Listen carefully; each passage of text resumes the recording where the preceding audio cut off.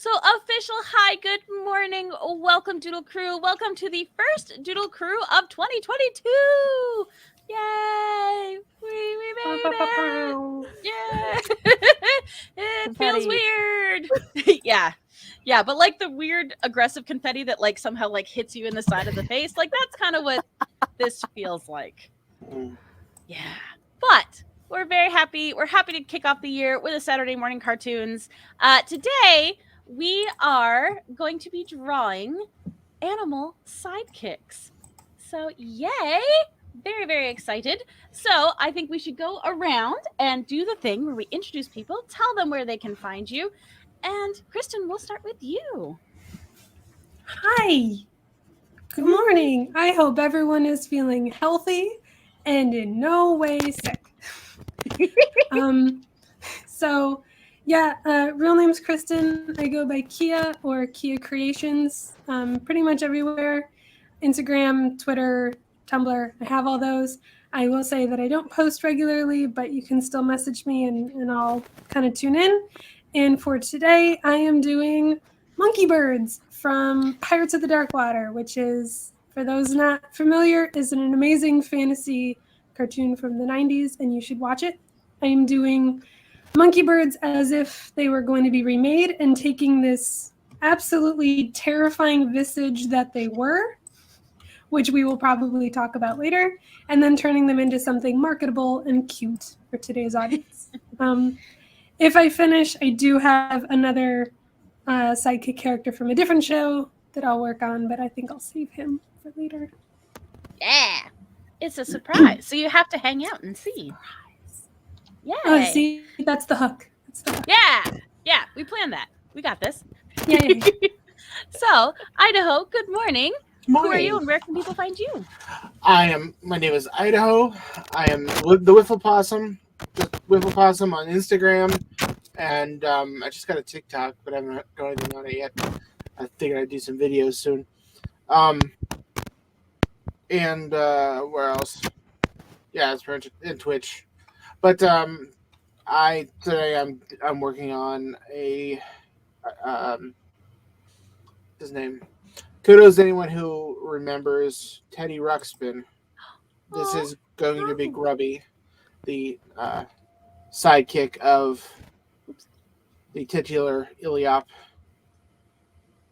I'm excited. I remember Teddy Ruxpin, but I don't remember That's anything right, they're else. Iliops. I forgot about that. Oh, man. There we go.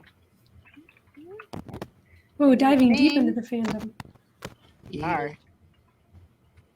I also think it's funny because as we were talking about this, everybody was kind of like, well, we've got Megan, we've got Kia, we've got me, we've got 3 people who will most likely do Sailor Moon. So I love it because none of us ended up doing Sailor Moon. So, yeah. I almost did Ace, though.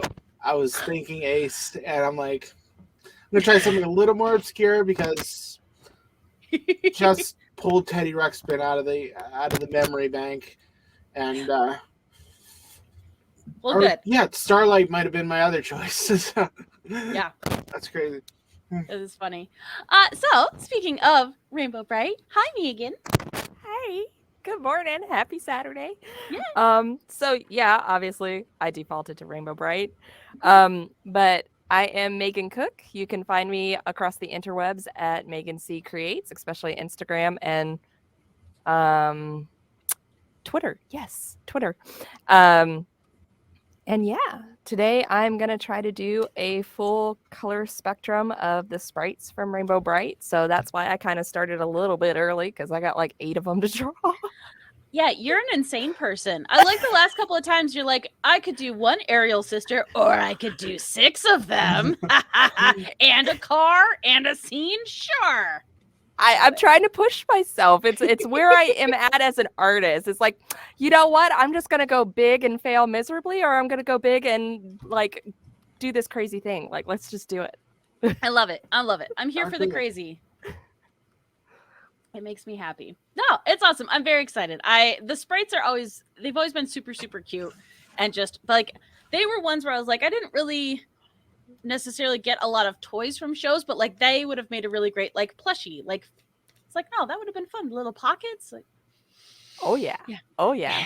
Actually, my daughter found one at a local comic book / toy shop. It was like Oh. buried in a bin. And as soon as I saw it, I was like, this is coming home with us. I will clean her up. And she named it Mrs. Sprinkles. So Oh, with no context of Rainbow Bright. So I was just like, it was meant to be. it was meant to be. I love it. Oh, I love it so much. That's awesome. Yeah. So finally, I'm a swan named Emily across the internet. You're here on my channel. We've got coming up. We got another Doodle Crew. All right. I don't know what's happening with my microphone. I will work on that. But yeah, Doodle Crew Draw. Follow me on YouTube for all the old episodes and all of that, and Sketching Shakespeare every other Wednesday night at twitch.tv/inaddpod for my podcast, where you can find In Addition podcast in your podcatchers. And today I am working on Ace the Bat Dog. So I wanted to try and not draw a cat, which was really like, that's where I started. And then as I started doing research, I'm like, okay, well, everything is cats. So, okay. But yeah, I always loved Ace. I think he's great, especially. So I will say my big introduction to him was through Batman Beyond. Like, I didn't necessarily know him from comics or other cartoons. I knew him specifically from Batman Beyond. So yeah, I have a very vivid memory of Terry McGinnis saying "good bat dog," and it just makes me happy. So yeah, get some poppers. Also, they're gigantic. So yeah, I loved him. Oh, Hebe says, our fish are named Sprinkles. Oh, I forgot to drop my thing. Okay. I'm gonna futz with this. I like it because it doesn't start malfunctioning and acting up until we're live and actually recording. And then it's like, ha ha ha ha, nope. You thought wrong. What's a live show without technical difficulties? Right. Let's see if that. I have suspicions that there is some sort of slight malfunction in my mixer box because I think it's had that since I got it. I replaced the power cord, which seems to help, but I think the issue is actually in the box itself. So at some point, I will either have to upgrade to a different box or see if I can get this one serviced because I'm not pulling it apart. So. Bit. Yeah.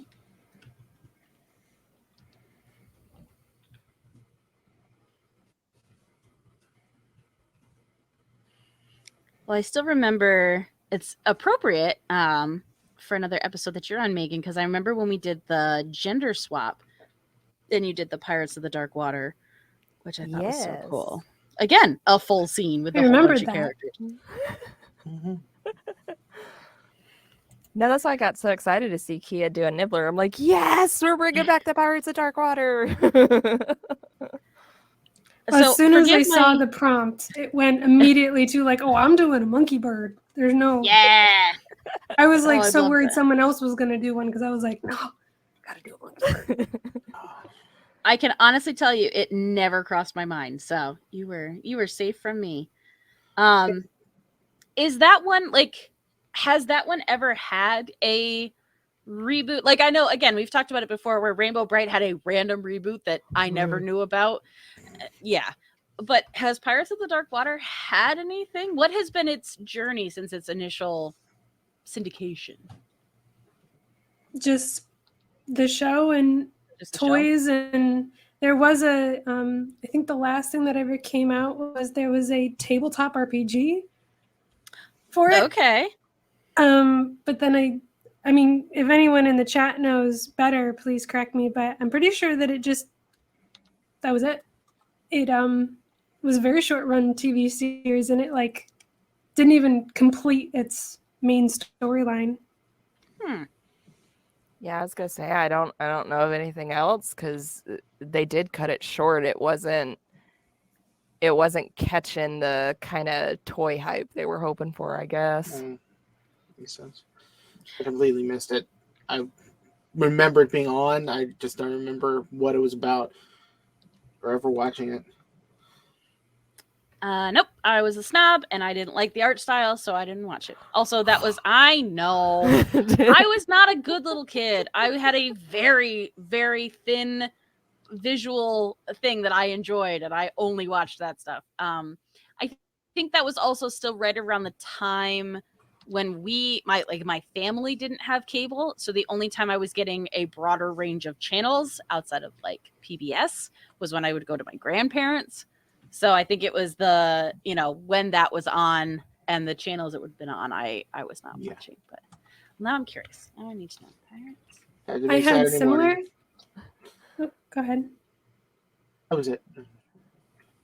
I had similar, Emily, to you, where I didn't have cable, but I was obsessed with the show.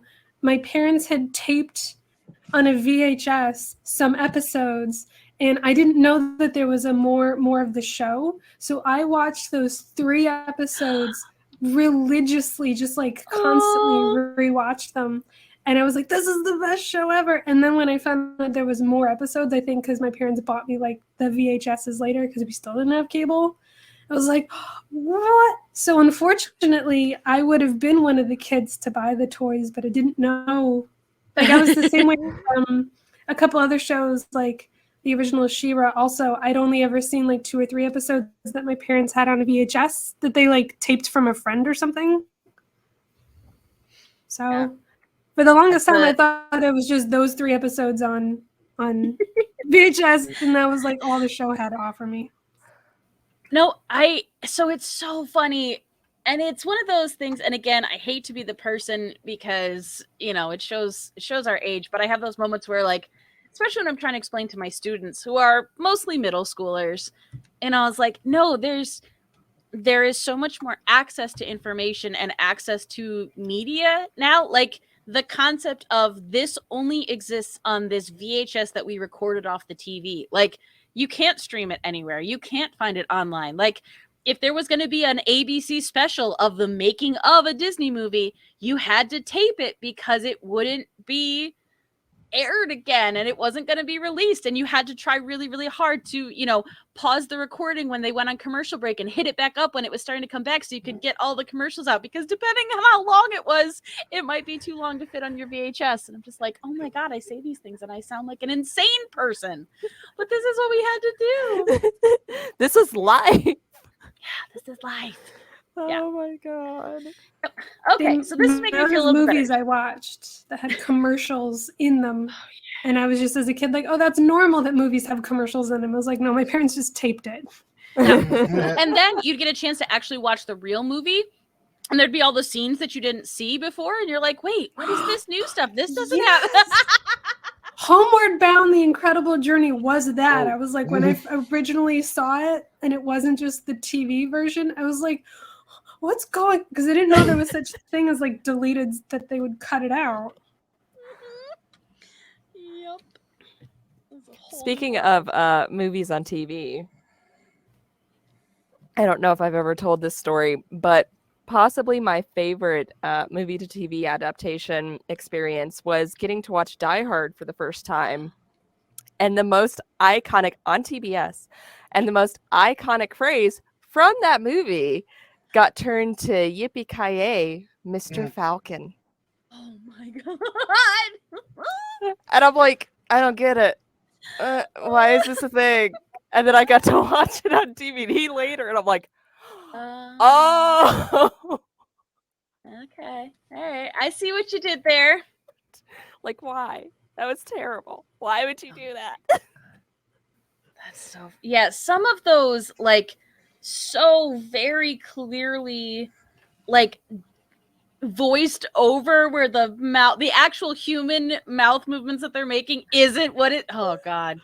Oh, it's bad. It's was. so I wish somebody had an archive of those adapted to TV. Like, just the weird censor moments was just like, why are we censoring this? What? Yeah. I mean, that obviously, because you can't say that on public television, but like some of that. Yep. Oh, God, that's so funny.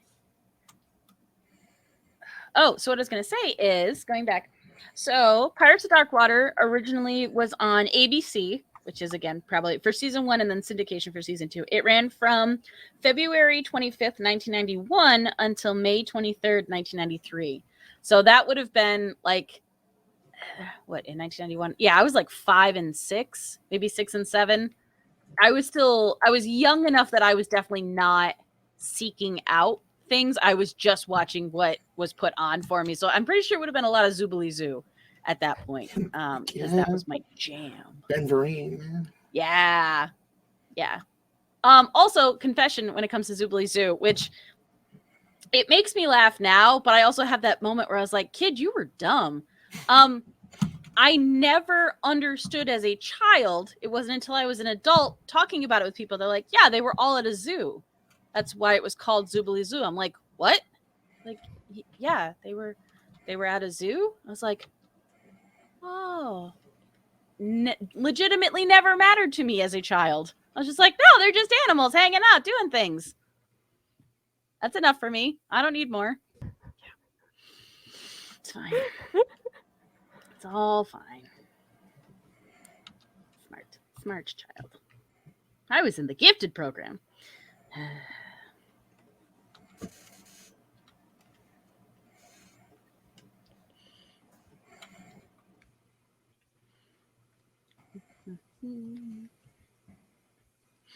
Yeah, so what I'm hearing is especially because one of the conversations we were having before we went live was how Kristen is doing work and not taking care of herself, is that she needs to be the lead monkey bird designer on the reboot of Pirates of the Dark Water that we're going to do. Oh, because I have time for that.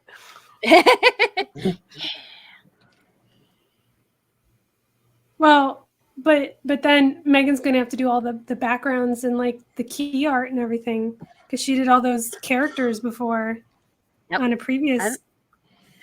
I am not a background artist. I will be happy to do character design and concept art and storyboarding, but no. Yeah, we gotta find a really bomb-ass background person because it's not me. I'm learning. I'm getting better, but I'm not good at it. So we gotta put together a team from the Doodle Crew club and find people so we can reboot this show. And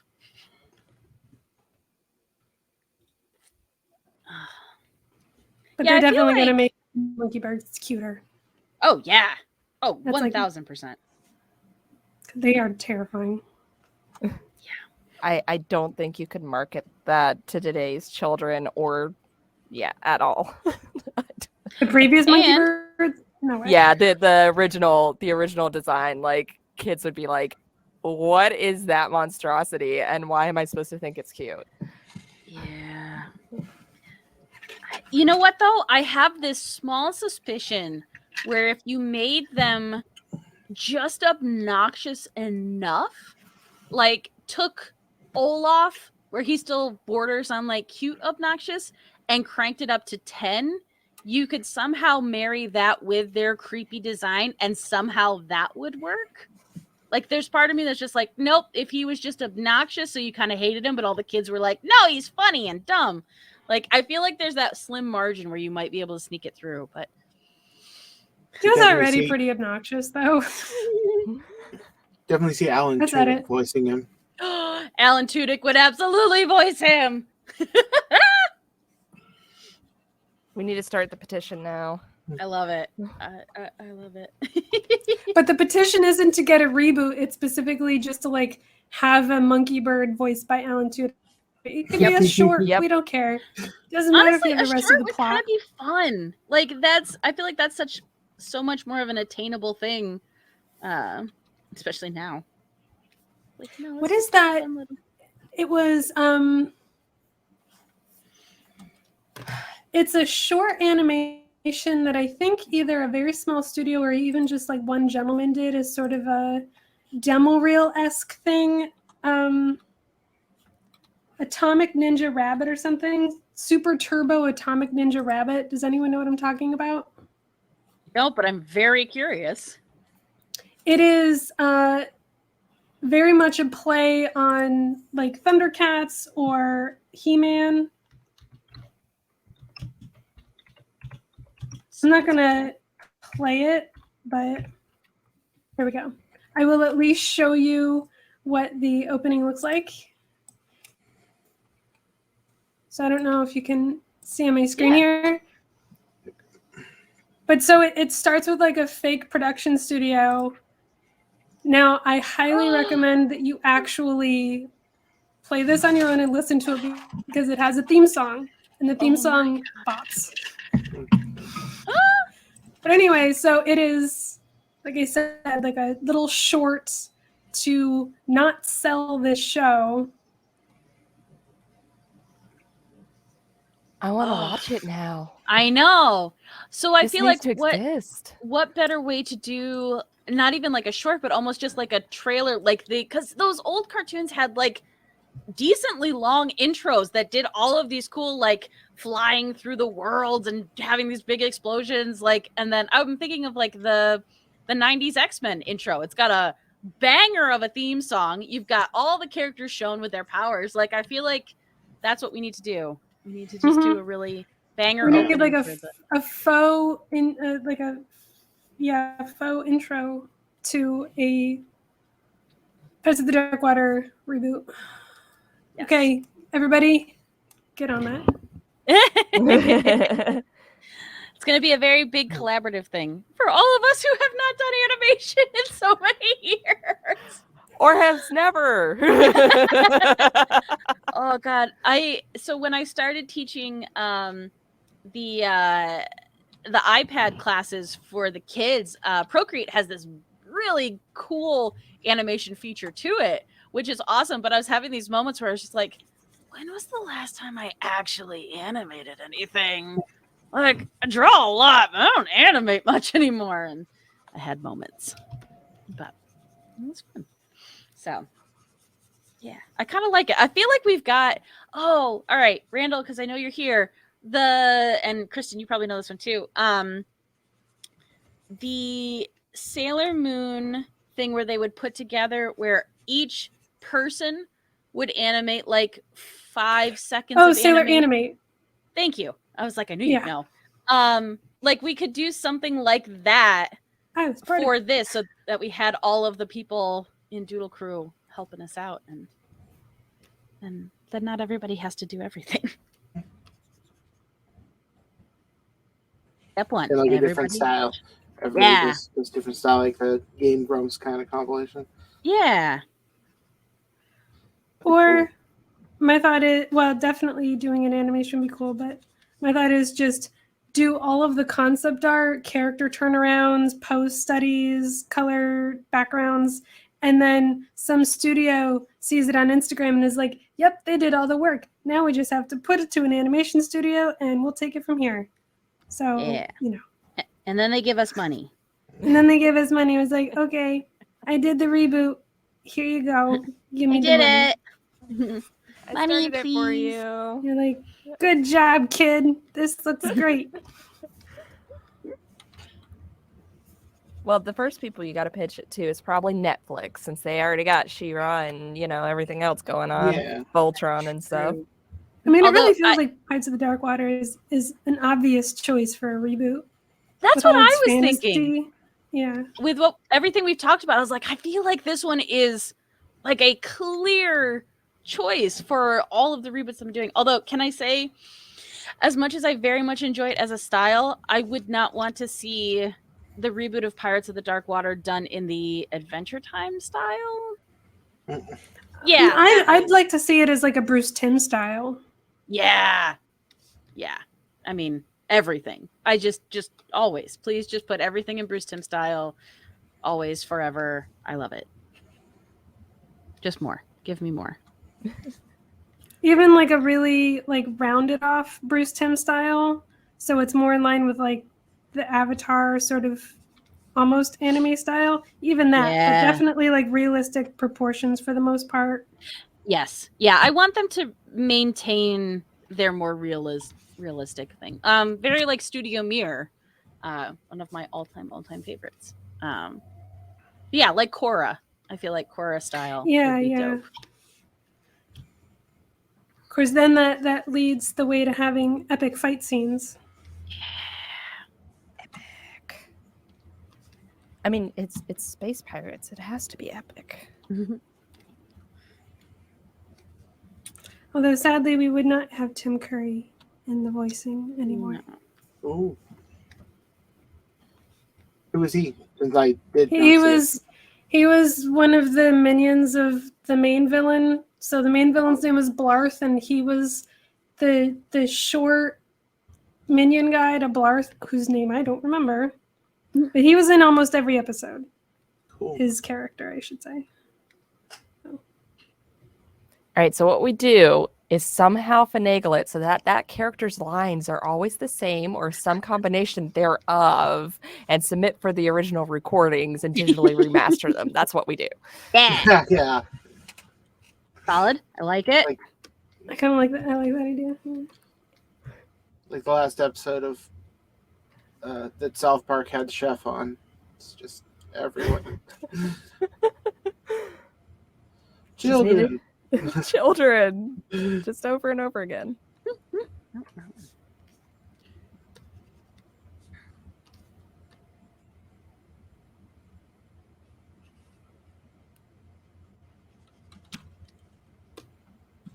Oh, so this is good fun factoids. Hebe says 90s X-Men theme was composed by Ron Wasserman of every Power Rangers insert song through Power Rangers in Space fame, as well as Go-Go Power Rangers, which is also a bop. Super bop. So, It is. oh. It is. Like, you And can't now I tell have me that that in my you head. hear that and don't get like instantly hyped. Like, it just, the hype is real. It is pure metal. That, oh man. Just You are determined to sit in my lap right now.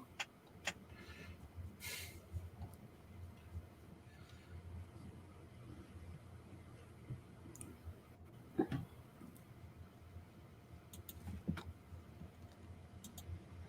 feel like that and the Come on. Pokemon intro song. Like, you put those on a get hyped playlist for me, and I'm just gonna be set. And I would say, and the 90s X-Men one too. My cat is determined to sit in my lap right now, and it's not working. you did see that they are continuing the 90s X-Men series. Yeah, Andre was telling me about that. I'm kind of excited because they said they were going to keep, because there's the comic out. I That's did the hear about the 90s. comic, yeah. Yeah, so I think it could actually be pretty cool. On Game Theory, actually, of all places. Or Film Theory, rather.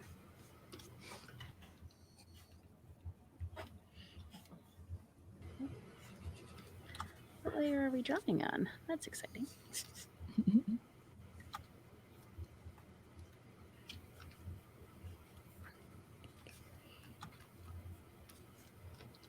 Yeah, Hebe, I'm gonna defer to you because I think at most I probably only ever really truly watched maybe 2 seasons of Power Rangers. But yeah, the music was great.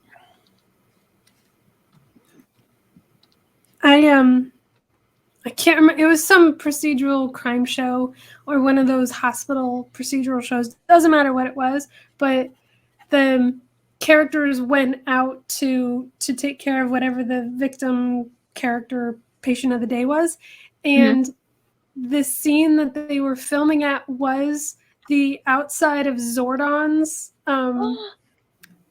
whatever you want to call it, castle fortress thing, which I guess is like an actual observatory in like Southern California or something like that. Like, it's a place that you can go, and obviously they rent out for TV shows and movies and stuff. But as soon as I saw that, I was like, that's Zordon's place. You can't cross-contaminate because it's so iconic. It's not just Right.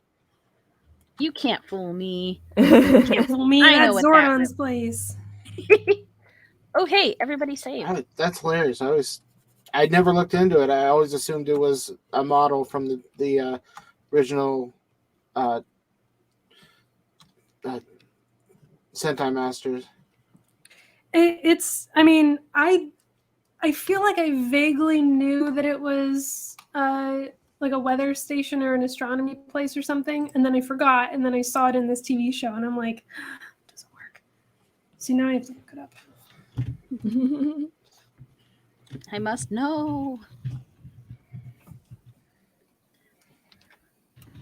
Well, now I'm just picturing the observatory from La La Land and Emma Stone and Ryan Gosling dancing around the big Zordon tube. And that's all that's happening in my brain right now. Okay, so I was slightly incorrect. It is, it's called the House of Books. It's located on the American Jewish University campus in California. So, yep, I knew it was a real place. I got what it was incorrect, but they absolutely, that's where they filmed Power Rangers. It is a very iconic looking building. That's it definitely awesome. looks very, very much the same as when Otherworldly. I saw it Yeah. as a kid. It's given me big, like, Krypton vibes. Like, it feels like it would be on Krypton. It was built like long before the TV show, so you know, whatever architectural inspiration that they went with. But yeah, so I saw that in a procedural show, and I was like, oh, Zordon. Zordon would not approve of this TV show. Oh, that makes me so happy. Bring that back up. Bring up your reference. That is.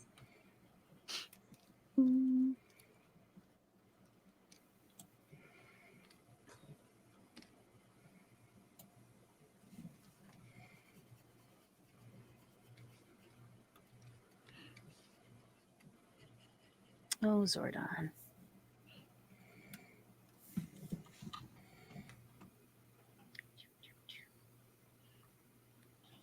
Yeah.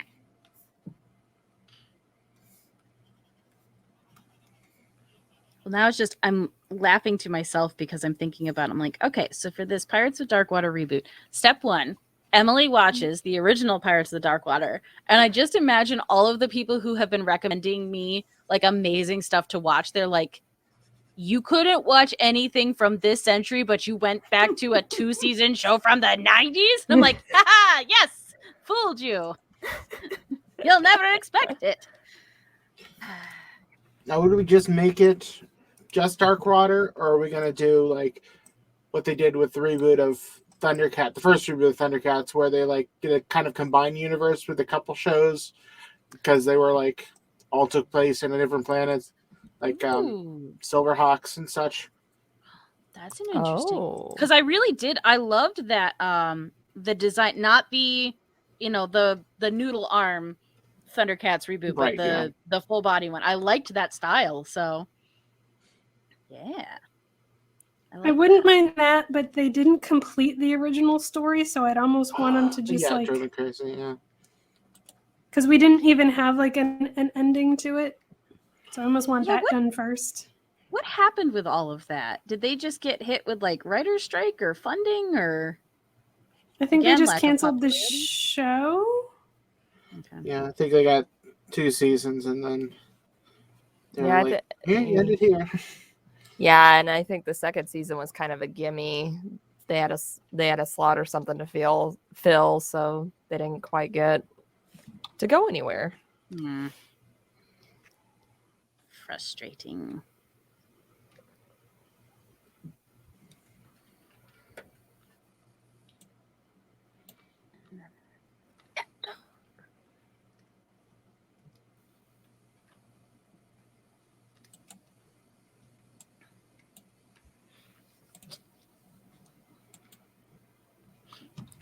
One final thing, because now I'm curious.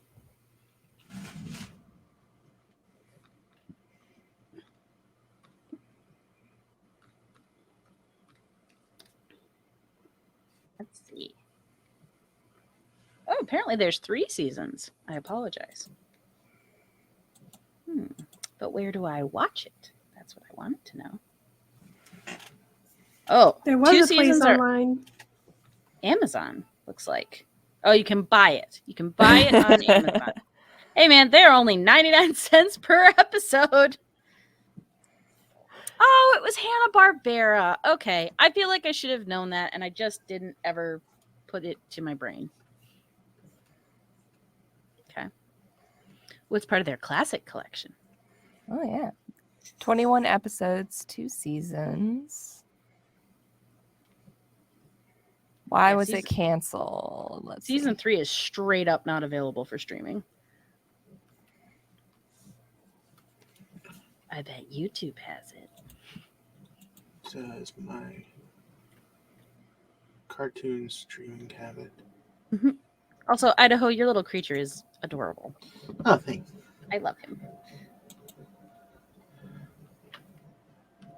Still have the Octopeed song in my head from childhood. Nope, I made it creepier. Oh no! Like when you start giving it like skin tones, for some reason it makes monkeys so much creepier. It's the Snarf thing too. Anytime Snarf got more human toned, he got creepier. Ugh. No, don't do it.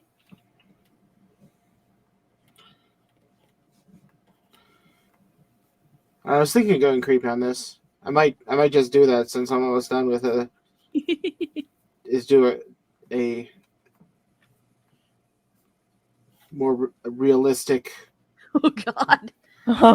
grub type creature. Anytime they do the realistic cartoons, I just like the hyper realistic. I'm just like, no, I will see this in my nightmares. Please don't. Please There's don't. a reason they're cartoons. Don't hurt me like this. I guess there was a puppet show, like special with Teddy Ruxpin at one point that I never saw. Like a real life one? Yeah, like Muppet-esque Interesting. characters. Again, I feel like I completely missed the boat on Teddy Ruxpin. Did you not have any of the books? I did not. Anyone have a Teddy Ruxpin besides me? Me. And I had a Grubby. I had a Grubby. I he could was never actually my find a favorite. Grubby. I remember asking for every year for Christmas, and I only saw it once in the store. It was never in the toy store. That was the one that I got, and I think it was a Christmas present or something. I think Teddy Ruxpin was just something like my grandmother or my mother found like secondhand, but I did get a Grubby, and I couldn't tell you what happened to it. Oh, Which- Soapbox Glass had a Teddy Ruxpin. Oh, Yeah, that's the thing with like our kids' toys and everything. I was like, I have no idea what happened to that. I don't know if we just got rid of it or it's somewhere in my parents' attic. Like, who knows? But no, I guess for bear books, I was a Corduroy and a Berenstein Bears. I do not ever remember it being Berenstein Bears. Don't at me. I can't handle it mentally. It was always Berenstein Bears. So we read those, and we read Corduroy and a little bit of Paddington. I don't remember Paddington as well, but I remember Corduroy. But yeah, no Teddy Ruxpin. It was Velveteen Rabbits. So I know, I feel like we must have had it, but I don't ever remember reading it as a kid or having it read to me. the Velveteen Rabbit? Yeah. Oh my gosh. Mm-hmm. That was the first book that broke my heart. Oh, I wonder if my parents were just like, no, she's not strong enough for this. This will make her cry. Hey, you want to read Where the Wild Things Are again? I'm like, yes, I do. How did you know? I had the Velveteen Rabbit because I had scarlet fever as a kid, and that's like the whole thing with the book. Yeah. So my mom was like, "Oh, great, this book is made for you." And then I like constantly had Velveteen Rabbit like plushies and the books, and then the like cartoons when they were made and everything like that. And it's just like, thanks, Mom, because I want to be reminded that I was deathly ill all the Remember time. that time you almost died? We do. It's now an animated form. Hooray! Now everyone can enjoy. Look, this one's the audiobook where some old British lady reads it to you. Thanks, Mom. you. Remember how we had to take away all your toys because you won't? Look, it happens to this child in this book too. Oh my goodness. Quality parenting. Yeah, this will definitely not give me trauma later in life. So I'll be totally fine from this. Oh my gosh. I do remember, as far as like vividly kind of scary things from stories, I remember I had an audiobook of Black Beauty, and the scene where he was pulling the carriage and they feed him the really, really cold water and he gets sick. And it's not funny, but it was appropriate because at the time I was growing up with horses, and it was a thing where you're like, no, you have to be careful and all of this stuff. But I just remember being like actively terrified that the horses were going to drink too much cold water and get sick and die. I'm just like, oh God. Yeah, that's another one.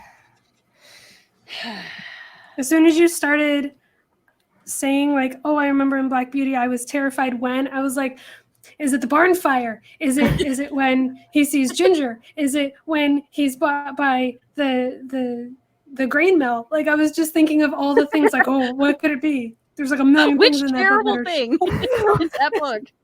Oh my God. It was like, didn't terrible things happen in Heidi too? Like, I remember that one being the Alm Uncle and all that. Just I have a confession. I have never seen Sound of Music or Heidi. And I didn't realize it until there was, I think Sound of Music or something was on, and my husband's like, oh yeah, isn't this the part with da-da-da-da-da? And I'm like, I have no idea. I have never actually seen this movie. I've heard clips of the music and stuff, but never seen it. Interesting. No. Oh, I loved Hebe says you're not really missing out on anything. I saw on TikTok a woman who was talking about how, much like for me it was Titanic, which was on 2 VHS tapes. Apparently the Sound of Music that they had was on 2 VHS tapes, and she'd only ever watched the first part. So someone was talking about like, yeah, the second part gets really dark with all the Nazis and blah blah blah, and she's like, what? And I was like, because there's a really like hard turn in that movie, and I was just like, oh my gosh, I can't imagine it's like only watching the first chunk of Full Metal Jacket. We're like, no, that part's really kind of funny, and then it gets a lot less funny. Real quick. It's not funny anymore. Oh jeez. I was speaking of VHS in our conversation earlier about things that you just can't find or get. I have a mission. Ooh. And I don't know that it'll ever happen, but I have a copy of the animated Les Miserables that was done by like the French studio in 78 or 79. Oh my gosh. And it was hard enough finding a VHS copy, let me just tell you, after Blockbuster shut down. Because I think that's probably where I originally saw it from. But I don't know that it's ever been made into a DVD. I can't find it anywhere. Wow. I didn't even know that was a thing. Nobody did, apparently. I was talking to my parents about it. I'm like, remember? And my dad's like, vaguely. And my mom's like, what are you talking about? I'm like, you were there. You were the adults at the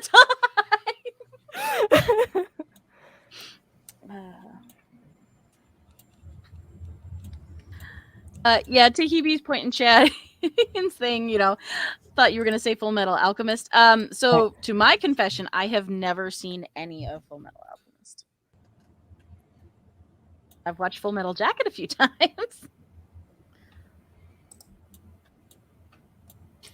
Yeah. Someday. I will watch it someday. It's depressing and good. Yeah, once in a while I'm in it for a really good story, really heavy anime, and then sometimes I'm just like, give me my magic girls and my single male character with 8 females around him who all love him. Give me the poppy plushy goodness. I need it. Nothing heavy. I don't want it.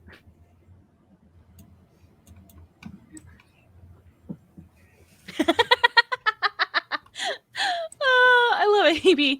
Me advertising shows to people. This is emotionally traumatic and you'll love it. Yeah. You know your audience. You get us. When Kia was talking about Homeward Bound, speaking of emotionally traumatic. Mm-hmm. Oh God. Not okay. Not okay after that. My brain just went to the scene. Which one? Which one? Because just like Black Beauty, as soon as you said the scene, I was like, is it the waterfall scene? Is it where Shadow can't get up? Is it that one? That one? It's that the train yard. Yeah, it's the train yard. Yeah, one for the me. train yard, man. Yeah. Oh God, the mud. That and the spoilers, I guess, for anybody who hasn't seen this movie from the 90s, and probably won't watch it now. When all of the animals are coming back home and the whole family is standing there, and Chance and Sassy, and then there's that long pause, and you're just like, mm-hmm. Yeah. Oh. And then the boy is like, where is he? I know. Where is he? Oh my God, I'm literally getting chills top to bottom. We're like, we don't want to tell you. Yep, that's why. And this is nothing against Marley and Me, because that was a very emotional movie. But I was like, no, you can't hurt me. I've already been hurt. My heart has hardened to this. You can't get me. My emotional damage meter is at 0. I'm an 80s, 90s kid, okay? Oh my God.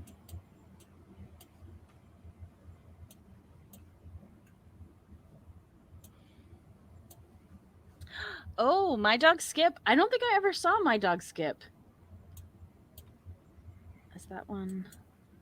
I missed that one. Yeah, I don't know that one. Apparently it was not good either. Like, I know everybody always references Old Yeller, but like I don't actively remember watching Old Yeller more than once. Like, I definitely watched Homeward Bound a number of times. Because it's really funny and nice up until the parts where it's not. Yeah, Old Yeller was one of the shows that we had to watch in school, like that and Where the Red Fern Grows. Man, why? Also one I missed somehow. That was one I feel like everybody was supposed to read, and it was definitely not one I ever read. That one and the Red Badge of Courage, and oh no, I can picture the cover of this book, and now I can't think of the name of it. I watched There were a the few, Wishbone Red Badge of Courage. Does that count? Oh, I loved Wishbone so much. If I'm gonna have history and like great literature told to me, I need it told to me in dog form. That's how I need it.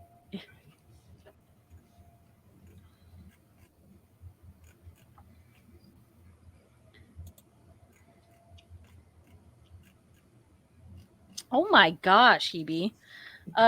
Said the year of summer reading that was Maniac McGee, Where the Red Fern Grows, and Bridge to Terabithia in a 3-month span.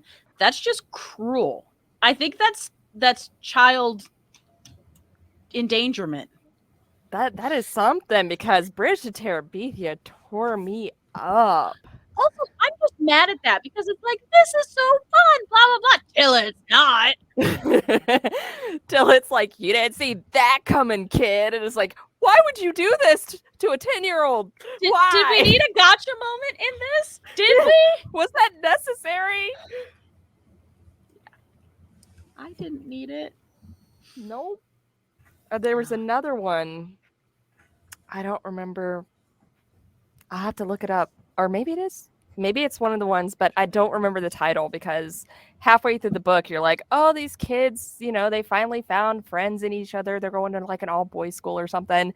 And then something happens to the friend, and it's like, I did not need to like be privy to a character's total falling out when he loses the only friend he's ever had. Like, I did not need that. Thank you.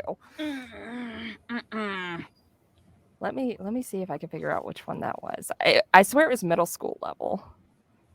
was gonna say, like, Boxcar Children went through hardships and stuff, but it was always okay at the end. Yeah. Oh gosh, Lovely Bones. Yeah. Ooh. Just so much sadness. So much. Hi there. Are you about to cause trouble? A separate piece. Do not recommend. Oh. Oh, that sounds super familiar. Did I have to read that one? Yeah, Gene and Finney are the boys. Yeah, no, thank you. Oh, that sounds super familiar. I think I had to read that. Isn't it terrible that some of these books, like, we were then like drilled on and tested on and everything? And I know I probably did well because grades were super important to me, but no memory of now. But I'm having very weird recalled memories now that I'm looking at these covers, and It's like, oh, yeah, I guess I did read that one. Oh, we definitely read this. Oh no, doesn't something? Oh god, nope. Deep breaths. Bookmarking that. Yeah, that one definitely do not recommend unless you absolutely have to read it. I will say the Poisonwood Bible was not bad. That's one just because I'm I guess a glutton for punishment, I would probably read that one just to read it, but you know. What was that one? I don't know anything about. What was that one? That's a Margaret Atwood. It's again, read a lot in high school and college, so bear with me. But I think it's the one where they are on a missionary, like the whole family goes for a missionary trip, and he's got like 3 or 4 daughters, and one of them doesn't come back. And it's told in the perspective of the one sister, and like how all of that impacted her family and her strained relationship with her father before and non-existent relationship after. Okay. I had a English teacher who was very, very, I don't even think he liked J.D. Salinger, but he's like, we're going to read everything this man has written. And I don't know why, because I could tell just from the way he was teaching, he didn't really like anything that he was going over. But like, obviously, you know, Catcher in the Rye is a pretty like normal one that everyone has to read. But then he's like, okay, and we're going to follow that up with A Good Day for Banana Fish and Teddy and all these other horrible J.D. Not horrible as in badly written, horrible as in just like depressing. Yeah. J.D. Salinger books, and it's like, can we just give us something? Throw us something happy. Just Could or we at not? least something that isn't such a, you know, like if they have to fight an outside force, that's so much better than just having to fight internal depression and suicidal thoughts. And we're high schoolers, and please don't. Yeah. So I don't know why he was so stuck on Salinger's stuff, but I remember like especially Good Day for Banana Fish, just like, because it's just one dude's introspection about being suicidal, and it's like, no. The other English class got to read Harry Potter. Can we? Yeah. Oh, that's just like. Can we take a break from real life depression and deal with magical depression? Yeah. Because there's plenty of heavy stuff in that. Because the other class, we shared the same room, and then that English teacher, you know, just because there was so many students, they split up English classes, and it's like that English teacher put up like the house sigils everywhere, and it sounded like they were having a great time, and we could hear them laughing. I feel like your English teacher was then just like, out of spite, not only are we not going to read the fun book, we're going to read the extra not fun book. And then make a whole Probably unit out of that author. Yeah. No. Yeah, that's not an author I would want to. Oh, Hebe. Magical depression. Did someone say Madoka Magica, Magical Girl Sight, and every other dark exploitation anime? Right. Oh, speaking of, we cleaned out our DVD cabinet, and my husband picked up my copy of Shaman. Oh God, I can't say the word. Shamanic Princess. Shamanic Princess. Sorry, butchered it. I'm so sorry. And he's like, "What the heck is this?" And I'm like, It's a piece of existential crisis that is beautifully done. Put it back on the shelf. It stays. It will never come down to be watched, but it stays. It stays. And I'm like, do you want to watch it? And he's like, no. What is wrong with you? What's wrong with you? Like, it was a time. It was a thing I was going through.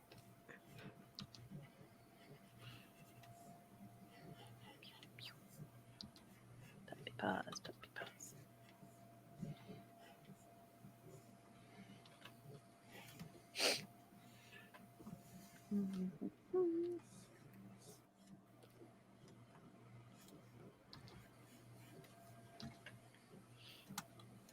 Yeah, I feel like oh, Soapbox Claps, we've had so many existential crises. We were talking about a lot of books that they made us read throughout school that were very heavy and emotionally taxing, and I try to assume that it's the like German fairy tales where the whole point was to teach us a lesson, but they did it with, you know, like a chainsaw.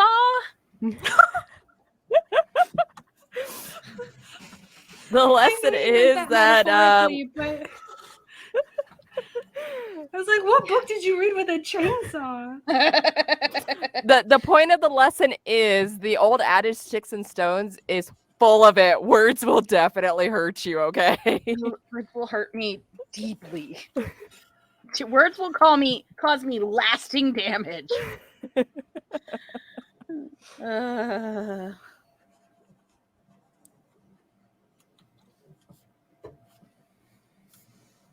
Chainsaw book sounds a little bit more fun, to be honest. Yeah. Oh God. I just, you know, you were talking about J.D. Salinger, I was thinking about, you know, the extensive unit we had to do on Ernest Hemingway, and as a 15-year-old trying to understand an alcoholic, narcissistic adult man, I'm just like, you know, I don't really relate to you. That's and a your good struggles.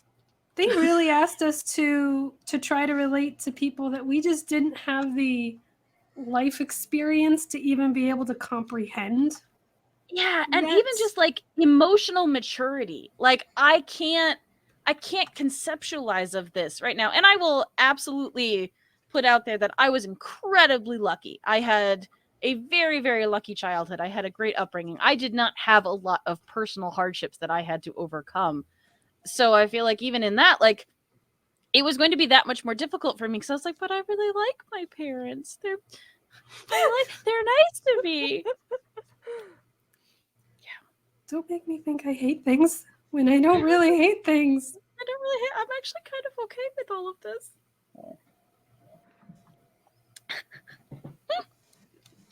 Yes, Soapbox. Hemingway is also a really boring read. Old Man in the Sea. But anyways, fun topic. Soapbox Klotz wants to know, what's everyone's most traumatic viewing experience as a child? Why do I come to these things on Saturday? Why do I give up my Saturdays to do this? I give up my Saturday? I have a great answer for that, which has actually caused me to have an irrational fear of puppets my entire life. Ooh. And I don't know what the show is called, but what the build up to it is, I was not allowed to stay home as a kid from school unless I was like deathly ill, like raging fever, you know, beyond reason. So, and then of course my mother, without us having cable, she would go to the library and she'd rent whatever cheap kid thing there was. So I got a lot of obscure movies, and she would have me watch these movies while I'm delirious with fever as a kid. So there's this one where it's a puppet. It's a Jim Henson-esque puppet, and it's this little gremlin thing that lives underground. And if this movie sounds familiar to anyone, he sends two Victorian children into the future. But he is this. He looks like a gremlin from the movie Gremlins, and that combined with immediately after watching it, The Dark Crystal. Very traumatizing when you're in a fever dream. Yeah. Wow, So that was my most traumatic experience because it terrified me just watching Jim Henson-esque puppets, especially the Skeksis for Dark Crystal when you're super, super sick as a child. Well, I was gonna say with you no add coping like skills. little kid imagination to kind of being delirious with fever, and like that shit's scary. So that was my most traumatic. Yeah, that's jeez. I didn't ever watch Dark Crystal as a kid, but I think it would have terrified me. Like, I don't think I was mentally okay to watch that just because those creatures would have scared me. I was like, no, they need to be pink. Please make them pink and fluffier. I don't like it. I don't know if I was actually scared of this movie, but E.T. I had nightmares about. But my earliest memory of nightmares was of E.T. And for some reason, my parents bought me bed sheets of E.T. So, oh no. They made it worse. Yeah, apparently. Oh no. Again, I feel like they thought he was cute, but I was like, he was kind of scary. He's very scary. Kind of the way he like mimics Elliot. He like his facial thing. That's what he would do in my dream. I would be like hide my face, and then he would hide his face, and I'd be like, "Don't do that! Don't copy me! Stop it!" No, jeez. Also, literally at the end, when they like tarp everything off, and like the kid is getting like, that was really scary. Yeah. Again, it's a movie for kids. Look at the cute alien, everyone. I don't think they knew it was for kids. No, I don't think they did. I'm like, which ad exec like child were you polling only? Because was it Sid from Toy Story? Was he the one who you were using as the litmus test for this? Oh my gosh, Soapbox. What? He says, mine was watching A Clockwork Orange over my older sister's shoulder when I was 5 or 6. Saw the home invasion scene. I was confused for a long time. Now, I know your sister is a decent amount older than you, right? But still, like, I don't want to watch that as an adult. Yeah. Terrifying. Oh, also, I have to save my work. I have to hydrate. And I have to stretch. Thank you, Hebe. Everybody should stretch. Okay, so 12 years older, but watching with her boyfriend. Oh, what a fun boyfriend-girlfriend movie. Hey, honey, do you want to watch A Clockwork Orange? Oh my god. I read the book. I don't ever need to watch the movie. The same English teacher that had us read J.D. Salinger, we also read Clockwork Orange. He just wasn't interested in us being happy ever again, I guess. This is not a nice man. This is Mr. Scarl, if ever you watch this. If you're out there, man, not cool. Yeah. I remember he even like made us get permission from our parents. It's like, I would like the kids to read Clockwork Orange, but it's got adult content. It is and the super parents were like, R-rated. Yeah, sure, whatever. Oh, Jesus. Well, I will share my most traumatic viewing as a child. Again, not knowing what things were meant for kids or whatever, I guess. I got to see the animated version of Watership Down. Oh. That scared me as an adult, man. Yeah. Oh my God. I think that may be one of the few ones that actually was like, they pulled the VHS out of the thing. Like, nope. The live action one wasn't even that bad. I mean, the CG rather one. Yeah, that scene is always like, in my head like forever. I went back and watched it as an adult because I'm like, maybe it wasn't that bad. And I'm watching it and I'm like, as an adult, my rational brain's going, yeah, but the child in me is going, nope, that's why we were terrified. Jeez. That was another mom rented from the library while I was sick movie. But bunnies, right? Bunnies will be Bunnies. fine, right? Oh, she had no idea that it was, she didn't pull it out because she was busy probably doing something else. So I was just like, it's okay. I'm fine. Oh, jeez. That was your movie, sweetie. It was good. My heart goes out to baby Kristen. Just like, no. But that's the thing. Like, it wasn't like, they were like, oh, this is gonna be, a nice traumatizing movie for you. It's like, oh, it's a cartoon. Yeah. Cartoons are for kids, right? Yeah. Well, that's exactly what it is, right? Actually, I found, I don't remember if it was a library or a used bookstore, but I found a hentai DVD with the kids stuff. And I'm like, this is not kids stuff. Just because it's a cartoon, y'all need to check. Yeah. Did you move it or leave it there? I took it to the front counter. I'm like, not that I'm the weirdo. I just know what this is. This should not be anywhere near kids stuff. And I showed her the rating on the back, and the lady was like, "Oh my God!" I'm like, Yeah. Kibi, I took it home. Well, it wasn't the best. What? I mean, no, I wouldn't. What? No, never. What? No. I love Soapbox says baby Kia's mom just thinking she's real sensitive to kid stuff when she's sick. You're like, no, that's not it. Yep. Like, man, Kia just gets so emotional when she's sick. She has these very specific, anxieties. I'm not sure why. So weird. So mine was from, again, I don't actually know how it was marketed.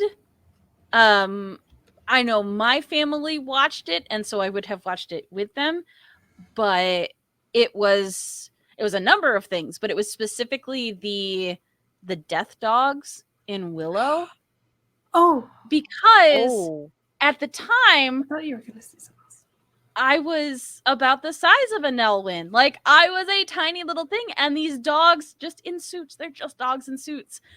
But they come in and they tear through the village, and they're big and they're scary, and it just terrified me. Nah, I was not. And then later on in the movie, there's trolls that are super creepy. Again, just people in suits. There's a really bad animatronic Muppet thing that comes out of the water. Now it's really funny, but I'm as a kid, I was like, this is the scariest movie. Why would anybody watch this? I watched that as a teenager. I can't. I mean, and it was, it was a little oh, this is dark and kind of. So I can't imagine as a kid watching it. Yep. You said death dogs. I thought at first you said plague dogs. The other movie by Rankin Bass that kind of went along with Watership Down. Oh, I don't know that one. I'm pretty sure it was Rankin Bass that did it, and I think it's by the same author that wrote Watership Down. They also animated another of his books called Plague Dogs, which is in the exact same emotional heaviness of Watership Down. Two dogs escaping from a scientific institution where they're being experimented on, and it's pretty much, and Jesus. They have some sort of plague, but they don't know it. So humans are trying to catch them, and they're just trying to escape. And oh my God! I'm reading the synopsis. Oh yeah, the synopsis probably does obviously a better job than I was doing. Well, I enjoy, not in a weird way. Enjoy. I don't know if that's the word. It is helpful to me to hear someone who actually watched it as a kid describe it, because you're describing it from that place of this is what it felt like, and then to go back and read, you're just like, oh my God. There's just these two really nice dogs that just want to like live a happy life, but everywhere they go, they're just being chased, but you know they're gonna die because they're infected. And I think that's what it was. Yeah. I don't want to be taught any more real world lessons. Did somebody ever like sit down? His name is Richard Adams, the author. Did anybody like sit down with him and be like, Richard, are you okay? Buddy, we Are need you to talk. okay, buddy? Do we need to talk? I think we need to talk. Here's a cocoa and a blanket. What's going on, bud? Seriously. Here's a hug. My God.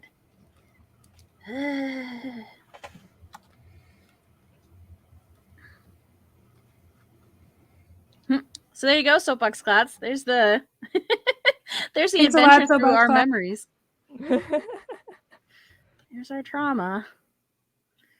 There's so much therapy for Doodle Crew once we're done. There's so much. Hebe says, "Happy New Year, everybody!" Yay! Everything is awesome.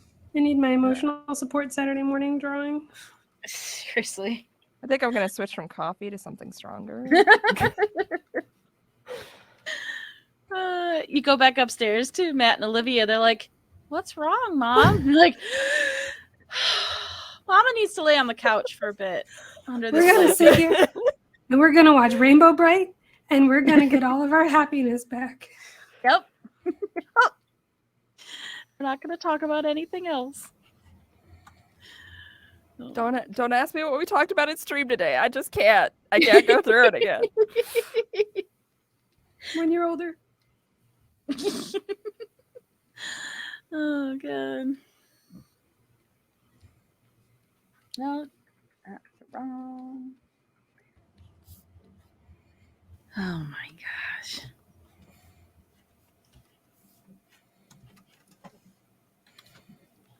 Yay! Hebe says, I bought my outfit for the Powerful Female Characters episode yesterday. Yeah! Much excite. And I don't have the list up in front of me. I don't remember. That's a couple episodes away, I think. I think so. Yeah.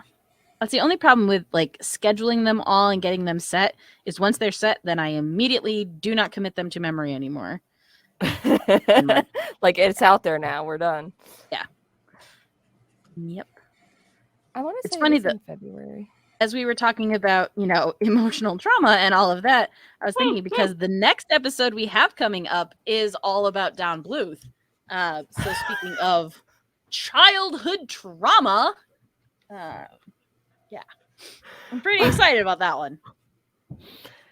Yeah, I had a hard time deciding between Watership Down and All Dogs Go to Heaven.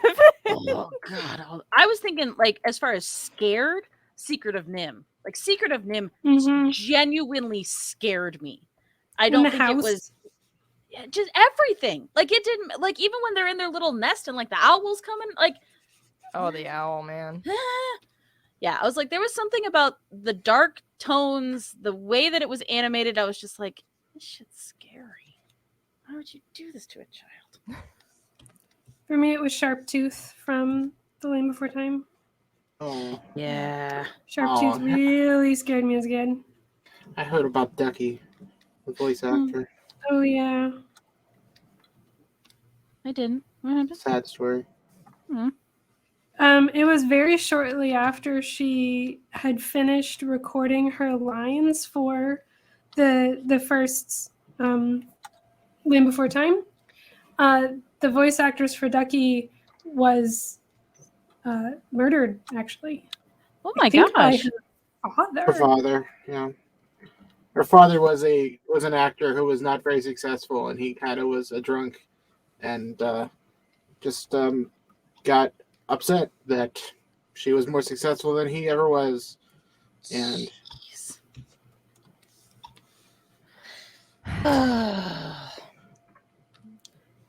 We're just bringing this day Yeah, down. yeah. We gotta- Animal Sidekicks. What are we doing now? Animal We're gonna do Sidekick! Animal Sidekicks. We're Josephine Joke's is- on you. The real sidekick is trauma. This is how we deal. Their buddies a little. I'm trying to make him look creepy, but he keeps coming out a little cute. He's for us. kind of still pretty cute. He really is, actually. Like, I'm giving you a lot of credit on this, Idaho. For as creepy crawly as he is, I still kind of dig it. Soapbox Klotz weeps quietly. Yeah. So other animal sidekicks from other franchises. Let's, I don't know, Yeah. change subjects. Woo! Yeah, I'm trying to think. It's interesting to me because when I was doing I just wanted to throw it out to the internet to see if there was ones I wasn't thinking of. And so looking through a lot of the cartoon ones, but obviously they all default to like Disney princesses and their animal sidekicks. And I think it's interesting because that was such a staple. Like you were going to have, starting with OG with Snow White, you had Snow White and then you had her animal friends. And it just kind of went from there. And it's such a common thing in Disney and Pixar and a lot of those where you just, you're always going to have an animal sidekick of some kind in a varying level of anthropomorphic and talking. Like, I think that's kind of cool because you have ones like Raja, who's very emotive, but doesn't actually speak like a human. Whereas you've got, Lion King, I was going to say Zazu, but they all talk. Yeah. Actually, Aladdin's pretty interesting because you bring up Raja, and Raja's just like a tiger, no, like emoting but no talking. And then you have Abu, which can make semi-human language, but definitely not completely. And then you have Iago, which is full-on like human, Godfrey level talking. I was going to say, this was flat out Gilbert Gottfried. Gilbert Gottfried talking. But like it's all three levels of anthropomorphized animal in one show, which is like Tangled. Both the horse and the chameleon are on the same level of how much they talk / emote. And then you compare that to like Hercules, they're on the same level. On Little Mermaid, they're all on the same level. But on Aladdin's the only one I can think that it's like all three different levels. Yeah, because I was gonna say I almost did Pascal. I was seriously considering doing Pascal from Frozen, from Tangled. Ugh. But now give us your Disney pass back. You failed. I'm so sorry. I'm ashamed. I'm trying to think of other ones that would have. I'm seriously, I'm thinking, and I can't think of another Disney film where they break the rule. If the animal sidekicks are at the talking level, they all talk. And I wonder if with Aladdin, it's because like monkeys do actually communicate more, but parrots can actually talk. Like I'm wondering if they really just exemplified the nature of each character and kind of pushed that. But that's interesting. And what you were saying with Pocahontas, like you've got Miko and Flit and Percy, the pug, but they all kind of have the same amount of personification. Right, like they all make noises to communicate, but none of them talk. Right. I was thinking too with like Princess and the Frog, you don't get a lot of the, we'll say quote unquote animal sidekicks until both her and Naveen are frogs. Because then you've got like the firefly, you've got the alligators. And now I'm just thinking of the creepy alligators from All Dogs Go to Heaven again. The only one that kind of stands out in Princess and the Frog is the snake that doesn't talk at all, but everyone else talks. But the snake doesn't. Yeah. And it acts like a dog. And that's about it. But I think that's just like a weird standout. But yeah. And you've got you're right. Lady and the Tramp and 101 Dalmatians, where all of the dog characters talk, and the cat character, the little cat protector character in 101 Dalmatians talks. Mm-hmm. Yeah. And you've got like aristocrats or aristocats, where all the different movie. Very, very different movie. No more trauma. And no more trauma. Connor Company, they all talk. Okay. I mean, Mickey Mouse for example, has all of the aspects of Yeah, because you've got like anthropomorphic with Goofy and Pluto, who are both dogs, but one is a Exactly. dog and one is human. Goofy. Chip and Dale are proportioned like and don't speak in the original, but they do chitter and have human expression. So they're kind of the halfway point there. Yeah. I like Chip and Dale. Oh yeah. Well, and Tom and Jerry, they mostly, I was gonna say, I think it's just of that time, the cartoons didn't have as much dialogue. A lot of theirs were all Right. sight gags. This is interesting. It's a good thought experiment for us. I've been thinking about that as far as Animal Sidekicks and the new Encanto. If I've really seen She that, doesn't have one. but I was thinking maybe Casita is her animal sidekick because it's an anthropomorphic house. It has human traits and it can emote. Oh, it's like That is Monster cool. House. Yeah. Oh, it's a girl house. My favorite friggin' line ever. Best line Love it. ever. I love it. It's so clever. Anyways, yeah, to be fair, I have not seen Encanto yet. But I was thinking, so you talk Moana, you've got, Hey Hey and Pua. But Same kind of level. Yep. Yeah. And like yeah, I was Sven thinking about. Oh, sorry. Go ahead. No, good. Oh, just Idaho. You just gave me like the epiphany because I was thinking earlier, like, oh yeah, Encanto, she doesn't have an animal sidekick. She has a toucan that hangs out with her like for a hot minute. But it was bothering me, like, oh, I wonder if it's because there were too many other characters. They didn't want to clutter up with a sidekick. But you're right, it's Casita, it's the house, because the animal sidekick is just to like have someone for her to communicate with, so the main character isn't crazy when they talk to themselves, but they have to talk out loud to the audience, and that's what Casita is. So yeah, you're right. Casita is her animal sidekick. Huh. I like that. Let's see, again, maybe that's what I will do after this stream. Maybe I will just actually sit down and watch that movie. I don't think that was any like spoilers or anything. So no. Also, I have, especially right now, a fun random side effect of COVID that I didn't know was a thing. I have been even more space-brained than I normally am. Like, I cannot keep thoughts in my head. And I was like, is my ADHD just real bad right now? And then I was looking it up. I was like, oh no, this is actually a thing where I was just like, I am struggling. And the one that I find extra frustrating, because I always have to make lists and notes and everything, but I have been losing words. Like, I will know the word that I want to use in a situation, and I cannot think of it, and that's incredibly scary and frustrating.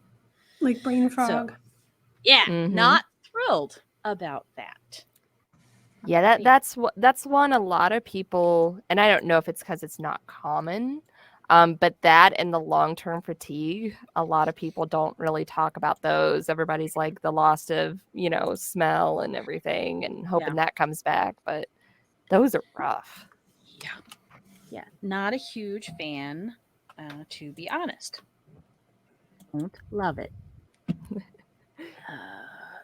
And it's, again, I can never remember if we talked about this when we were actually on screen or not, but it was a little bit hard for Emily to figure out if the fatigue was actually illness, COVID fatigue, or if it was just my normal, I do too much and I don't let myself rest fatigue. So is it artist fatigue or is it real fatigue? Like, which level are we at here?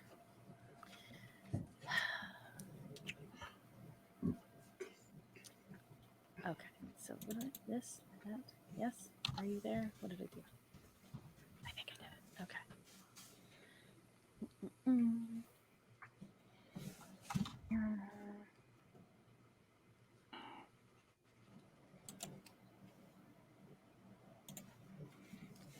Okay, I did combine it because I'm a dodo.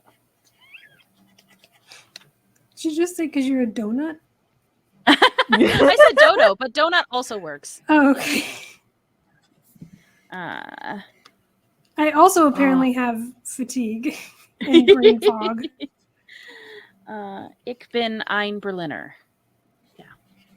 And a jelly donut. Oh, what a donut. Apparently, Dunkin' Donuts has Stroop waffle donuts now. Stop it. What? I haven't tried it yet, but I feel like everyone needs to know because we need to make these like an all-year thing. Interesting. Why would you do it like that, Lasso Tool? Why would you? Oh, that's interesting. Interesting choice. All right. Okay. I was very happy for the episode where they did Stroop waffles on Great British Bake Off, because they actually did a like history of the company and all of that, which was very, very cool. Oh, is Stroop Phoebe waffle says- like a brand name? Like they're the originators of it. Oh, okay. Yeah. Because Phoebe says, yeah, COVID wasn't great. Wouldn't recommend. Big same. Yeah, so in Gouda, South Holland, it's a Dutch cuisine. Waffle cookie made from 2 thin layers of baked dough joined by caramel. Yep. I'm trying to figure out there was a company that they talked about. Oh, so in popular culture, in a September 2017 episode of the Great British Bake Off, the contestants had to make Stroop waffles, but most failed in what some called the worst technical challenge in the show's history. There you go. Yeah, so I think they might have gone to the place. Oh boy, I will never be able to say this person's name. Gerard Kempfushin. I think they went to the place that had originally started them, like the original factory.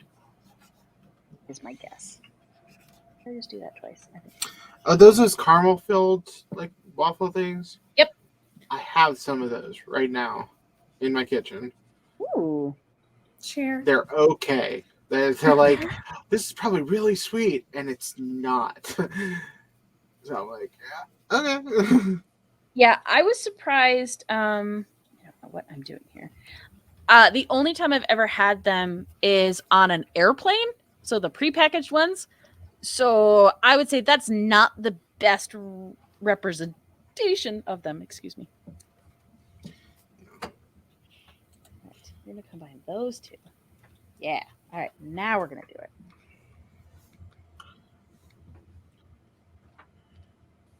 Yeah.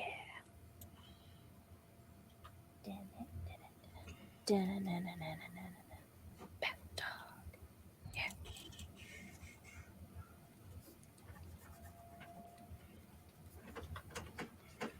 Better. Eek. Oh, I like it.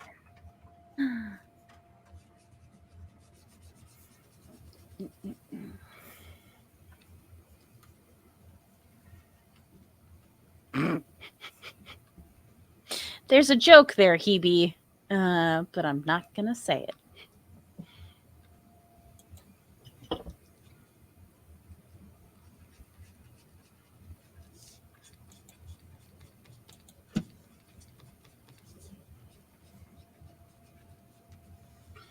Just got it. Okay.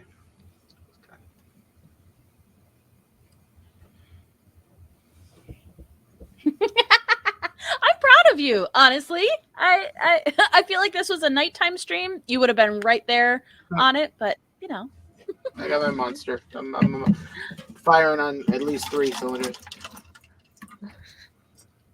Yeah, I mostly finished my coffee. It also doesn't feel like almost 1 p.m. So I don't know. Again, Oh my I don't god, know is what it time. really? Wow. It is 12:43 right now. Holy cow. Yeah. I've noticed that time means nothing when you're sick. Seriously. Like, it's way worse than normal. Like, this week, my days have just been, I'm sorry, what? What time? Anything? Okay, sure.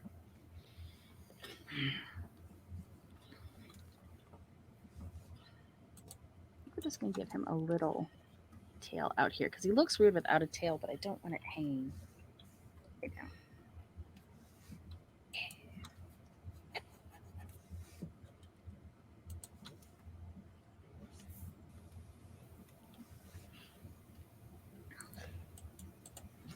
It's very weird trying to find colors for this thing. You know who, circling all the way back around to our reboot of Pirates of Darkwater, I want to talk to the colorist, but also like the lighting designer on that, because I feel like they just went like crazy with that. It felt so much more like the color was a part of the environment, was an actual character on its own. And I don't just know if that was, we weren't sure what we were doing with color, but Hanna-Barbera had been doing color for a really long time. So I feel like that's not it, where they just were like, no, space. The reason is space. Yeah, it definitely was oversaturated, which a lot of, or maybe it wasn't abnormal because it was in kind of the era of Thundercats and stuff.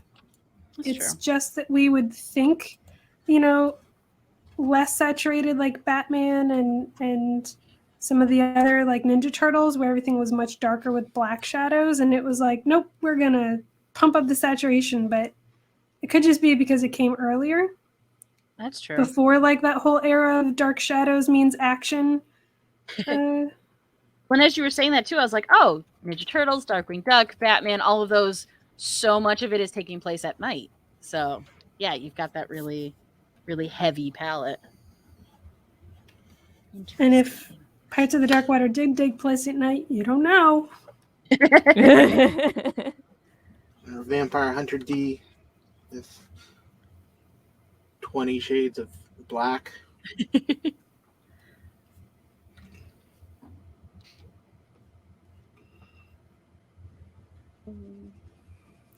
My main thing is I'd like to see if they did do a reboot of Pirates of the Darkwater, what would they do with Ren's like rockabilly hair? Like, that's what I'd like to see, what they changed the most. They might give him something similar to, I don't know if anybody's seen the new Star Trek Prodigy CGI series, but I imagine that main character's hair where it's kind of like the big flip and then like a braid on the back with like shaved sides. I kind of imagine that would be the fresh look.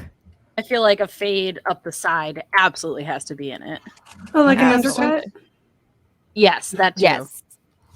Yeah, how many episodes do they have of that so far? Because I've only seen the first 4. I don't know because our Paramount Plus app won't work, but I think there's 4 or 5. Okay. That's why we haven't caught up. We watched the first, I think, 3 of them. And then every time we try to load something on the app, it's like, error. And it's like, you have one job, and that's to play this content. What is the problem? Like, let's be clear about your role here. Like, you're not Disney Plus or Netflix. Like, calm down. Okay. I think I like it better with the shadow. Do I?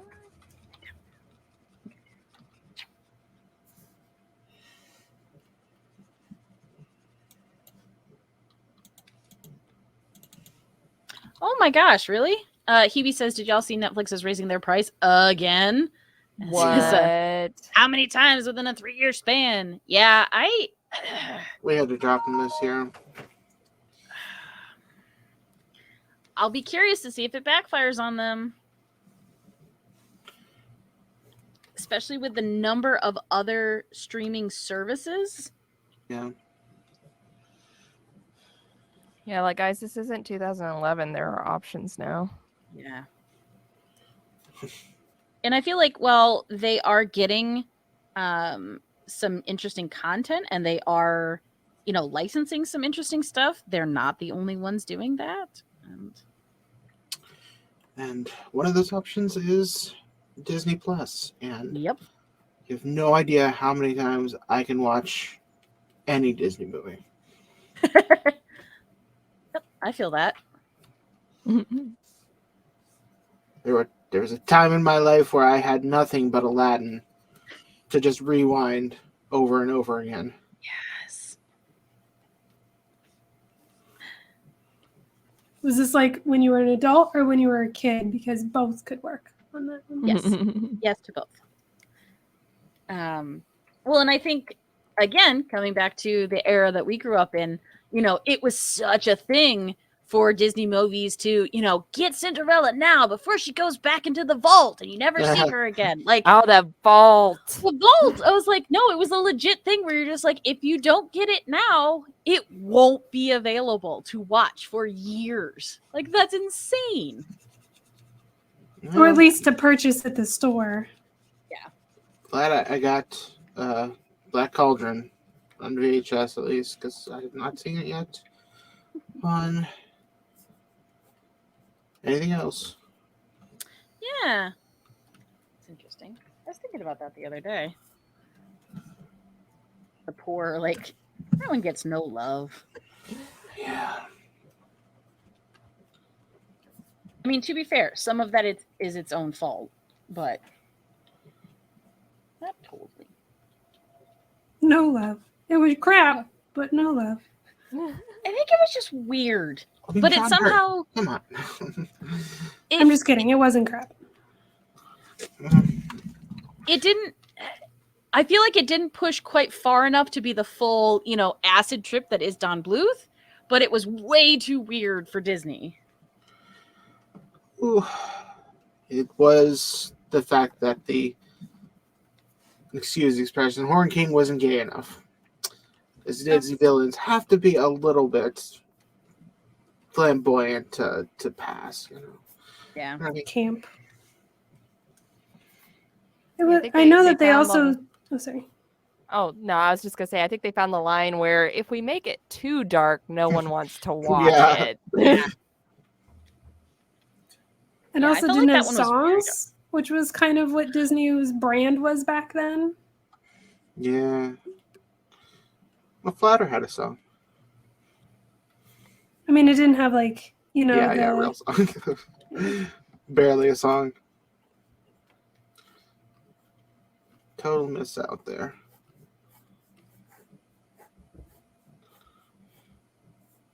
Man, now I want to watch it again because I can't remember watching it more than once. So I'm curious. I'm curious what it's like now as an adult. Once again, to the internet. Oh, that's why. Y'all, oh my god. Came out in 1985. Yep. Ah! Oh, you didn't know that? Sorry. I love that noise that you just did. I love that noise. Oh god. That was pure. It was pure from my insides, from my soul. Oh my god. It's really funny. Apparently it's on Disney Plus. Just in case you wanted to know. I'm done.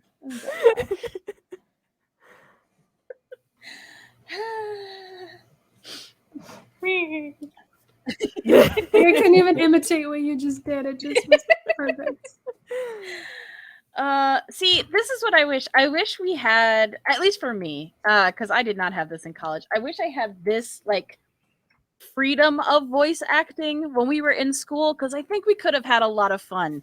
But I was not an actor, and I was so uncomfortable in the sound booth that doing, like voiceovers and sound effects and any of that, I was just so out of my element and so painfully nervous about all of it. I couldn't do it.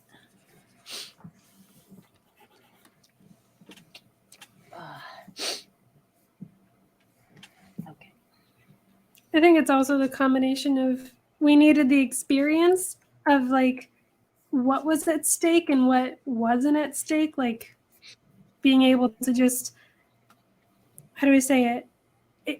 I don't want to say like it was just homework as if to make it frivolous, but it helps. No, but that would less... have made a difference. Yeah, it felt like I mean, again, it wasn't, but there were times where it felt like life or death in the, you either do this project and you succeed in art or you don't and you fail and you're never an artist. And I don't want I to was- make it sound like homework's not important to do, but there were definitely times when if we had just goofed a little bit more, it still would have come out fine. And Yeah. we had to like stop taking it not seriously, but yeah, like life or death. So And then we Yeah. would have been able to have fun with it. Like we forgot to have fun while creating because we were so afraid of what we were creating. If that makes any sense at all. I mean, that's very wise thing Yeah. to say. I have to I feel like that was my exact experience. Where, and also introspective. I look back on our project timelines and I was like, if we could have had like more time to go through a couple of revisions and workshop it, you Mhm. could have taken some of the ideas and actually like worked into them and thought through them a little bit more. And it was always, you have to get this done because there's another one due and you have to just keep pushing through it. And then they'd get there and be like, well, why didn't you think about this with this character? And I'm like, because I have 6 projects due and I can't think of anything. I don't know, because usually a whole team would be working on this and not just one person. Mhm. It's fine. Yeah. But yes, what I think of, Kia, with that is the elation and joy and ridiculousness we got in the tutor labs and in the animation labs, like when we were all over caffeinated, sleep deprived, goofing with each other, like that's when we were actually like, no, some of the shit we said and did was really funny and that would have been great stuff, but it was because we were just so pushed. They're just like, no, this is where we like blow off steam. Oh god. It breaks my heart to think like some of that stuff that we were saying or doing just to be funny and to blow off steam actually would have made better projects in the long run than some of the things some of us actually did. 1000%.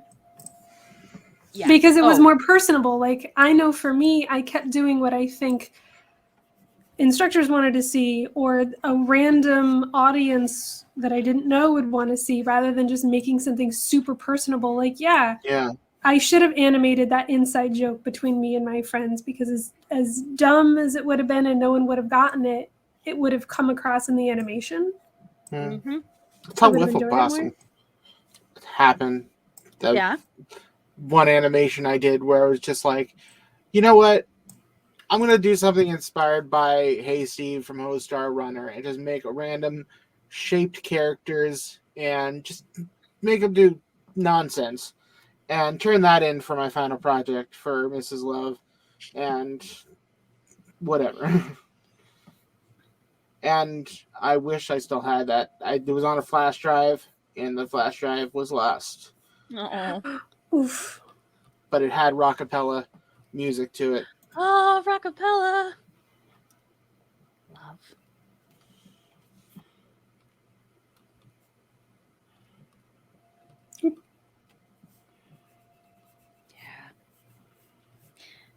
And it's one of those where, talking to students now, I don't know how to try to give them advice like that without being the person who is like, well, you're going to understand this when you're older. Like, here, just take the 30 years of experience that I've been going through and just apply it to your 18-year-old brain. Yeah. Makes perfect sense. It's...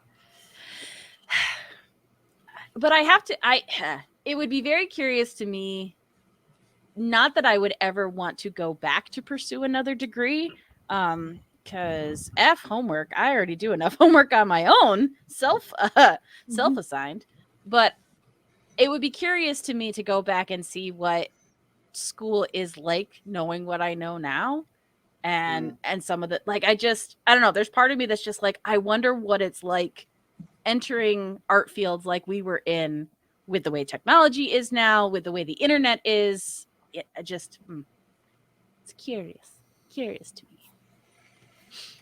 me. Even if you'd need to go back into school.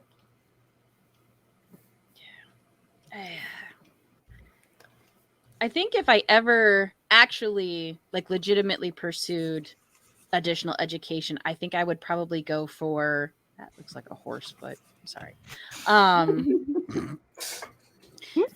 Wrong animal.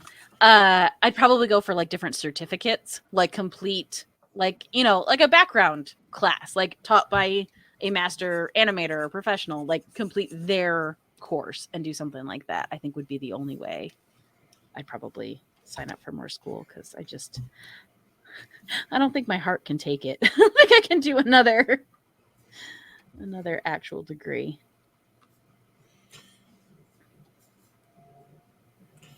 I don't think my liver can take it. Let's be real. Yeah.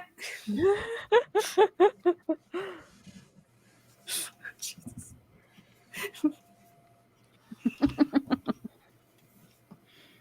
So witty. Coming in.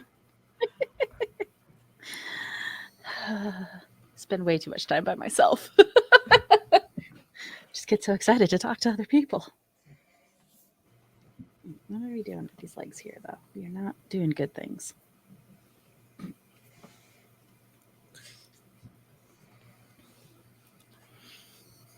No, I to our realized- earlier point. Oh, sorry. I was just making a remark on the art I'm doing today, which is, as was mentioned earlier, I am also recovering from being sick, and I discovered that, you know what? Can't ink today. The hand is not with the brain, and it's just a coloring day. So I am treating my sketches as a coloring book. We are adult coloring book today. Just Aw, sometimes that's what I you love need. that. Absolutely. I was gonna say the colors are awesome. I'm super enjoying it. Also, he's just so fun. I love him. It took me longer than it should have to realize that Nibbler's colors are supposed to be a macaw. Didn't connect that at first. But yeah, so Brains, man. brain not. Anyway, you were gonna say something earlier. Brain no work right.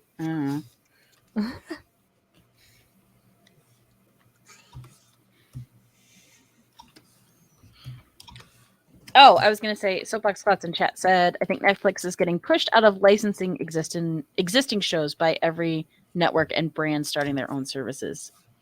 Yeah, I could see them needing to raise their prices so that they could compete to try and get more stuff to license. But yeah, I feel like you're not making a smart choice there by hemorrhaging your existing clientele. I don't know. Well, it's like we dropped Netflix when Disney Plus came around because, to be honest, I was keeping Netflix around for the Marvel and Disney movies, and they weren't there anymore. Yep. Same with Hulu. I just had Agents of S.H.I.E.L.D. and then whenever they dropped that, it's like, what do I need you for?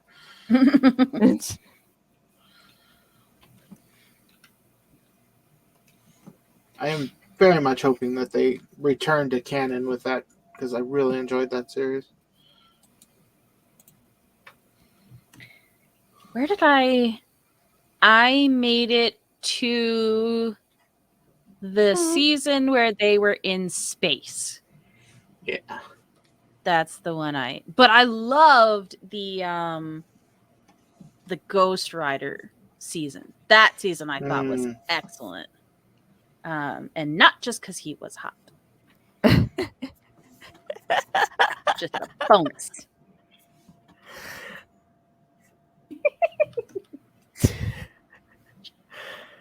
I'm sorry, I had to giggle because I don't have a reference for like who the actor was. So I was just like, well, of course he's hot. He's on fire. What? Yes. Let's see. I don't actually remember his name.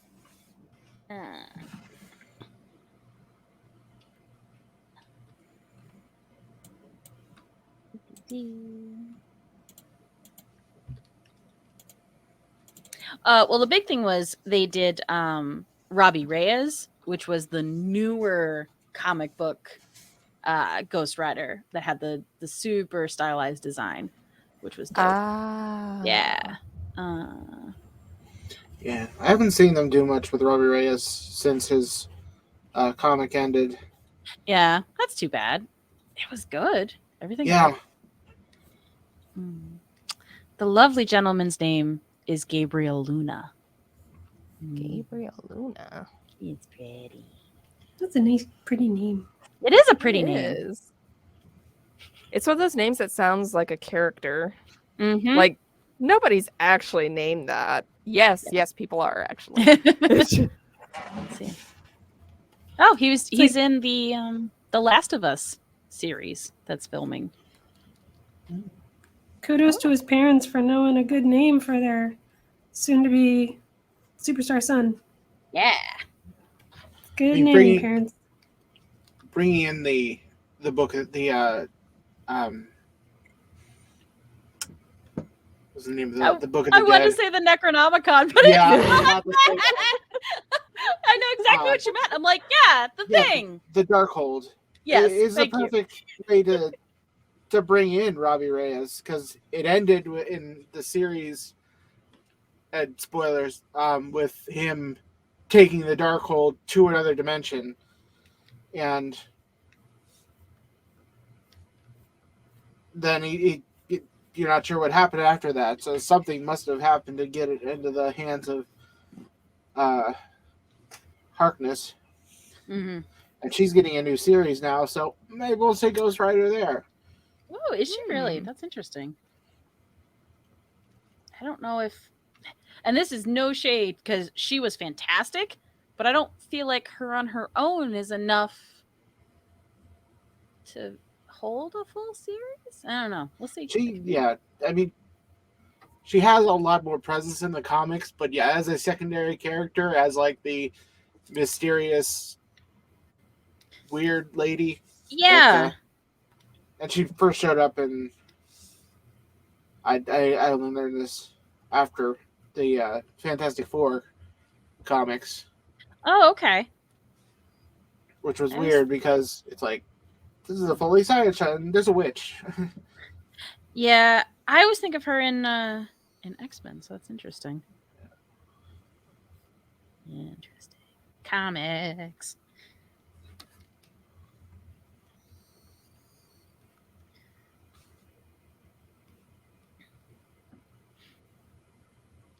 Mm-hmm.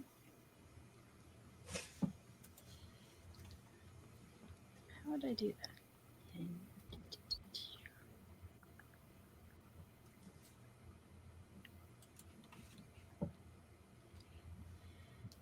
I feel like I'm having the the moment of I'm trying to figure out a way to make this idea work, but it's pretty much just breaking down to, oh, I didn't draw my character's legs the correct length, so now he's standing with one leg on a rock. Like, that's what I feel like. I'll just put a rock there. That's, yep. Yeah. Just Captain Morgan it. This Do is it. my rock. Eating this rock. Well, I have this idea of, not that he would ever do it. Oh. Tape, like kind of all around, like he had pulled it down from a crime scene, but I was trying to have it like hang up the back behind him like some sort of banner so I could include his name, but maybe I will just do a spotlight back there that has like, yeah, something, because I don't think it just looks random having the tape like hanging from a non-existent wall. So. What is physics? Hey guys, I'm gonna be right back.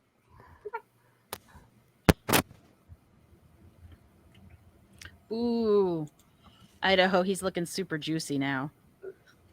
Juicy. He's got good squish. Nice.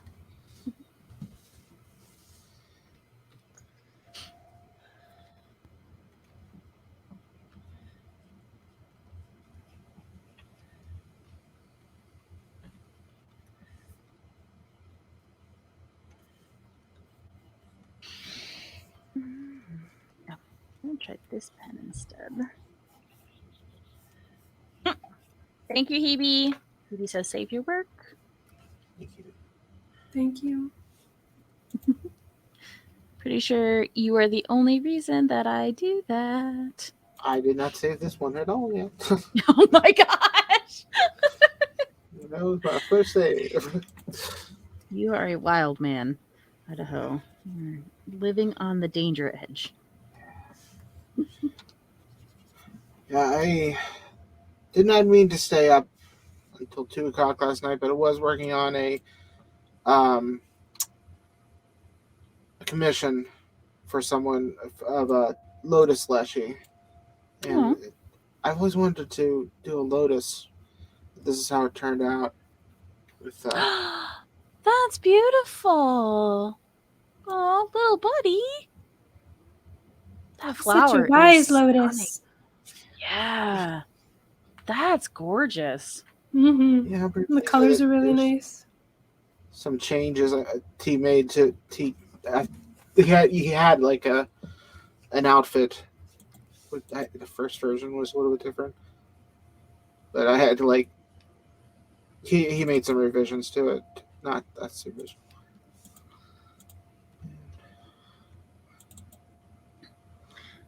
Well, and I know at least for me, it's tough if I'm working on a commission and I'm really in the groove with it to be like, well, it's 12:30 at night now. Logically, I should stop this great flow that I have going and go to bed because my brain is like, F that, we're going to keep working on this because this feels good. And then I was like, shit, it's 3 a.m. Oops. I don't know. I kind of like the little I do outfit like I the made for him. outfit. Yeah.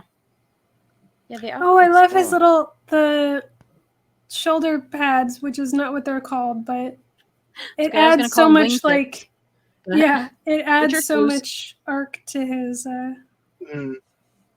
It gives it really good balance. Like, because you've got the flower coming out and then the shoulders coming out.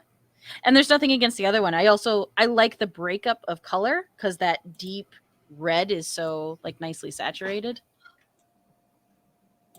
that what she said. That sounds fun. Words, man. Yeah, and I'm kind of wanting the bigger beads on the outfit one, Mm-hmm. just because they show out more. It's Yeah. less like they're actually hanging on him, where this one seems kind of flat. Does he like the person who commissioned it? Do they like the new one, or they have changes? Yeah. He commissioned a couple poses of him, Nice. and he's like his Pathfinder character, and he's a ranger that rides on a bee, this giant bee. That's cute. It's cute. So that's what I'm working on next. But I guess that's why I'm in such a drawing mood now, because I actually got the bug going, so to speak. Got the bee in your bonnet. Yeah. Yuck, yuck, yuck, yuck, yuck. Got him. Oh, Lord. There we go. Nope, not the right one. Here. Okay.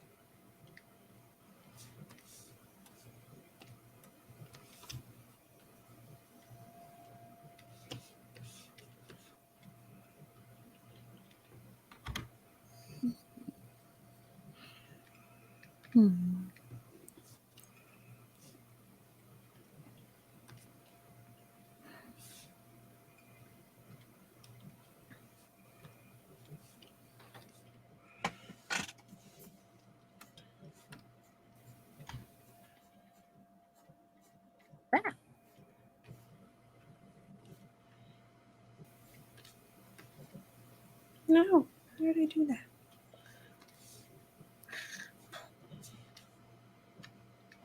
So remind me, Idaho, I know we've talked about this, but it's been a while. With the campaigns you play and DM, are you are you mostly in 3.5 or Pathfinder, or are you at 5 now? Pathfinder. I have played in 5th edition, but it just my focus since Pathfinder came out has been Pathfinder, and I do organized play, Pathfinder Society, so that I organize that group around locally. Okay.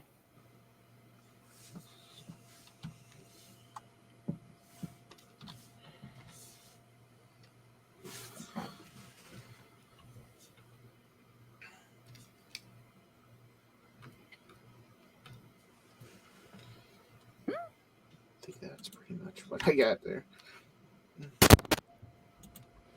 You start with new microphone.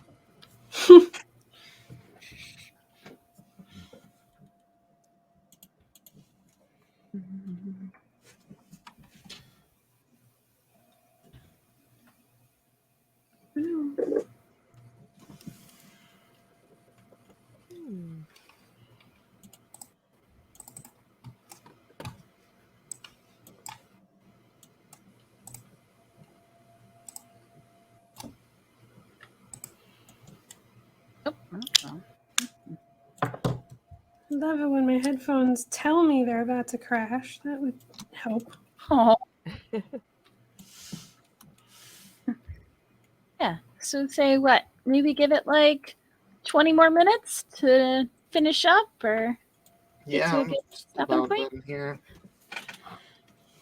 Oh. I mean, it could be less too. I'm just.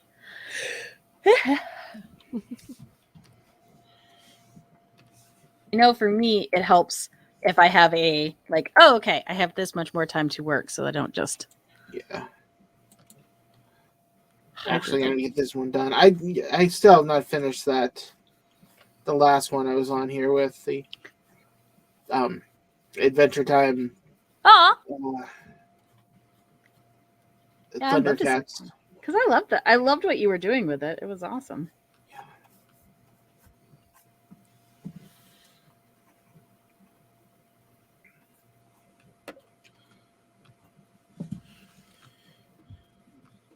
I have certainly found, though, if I don't make a conscious effort if I don't finish mine on stream, to finish it very close after we have stream, then they just sit Yeah. and haunt me. It is true. I never finished that Ariel sister piece either. I got to the base colors right after stream. I'm like, okay.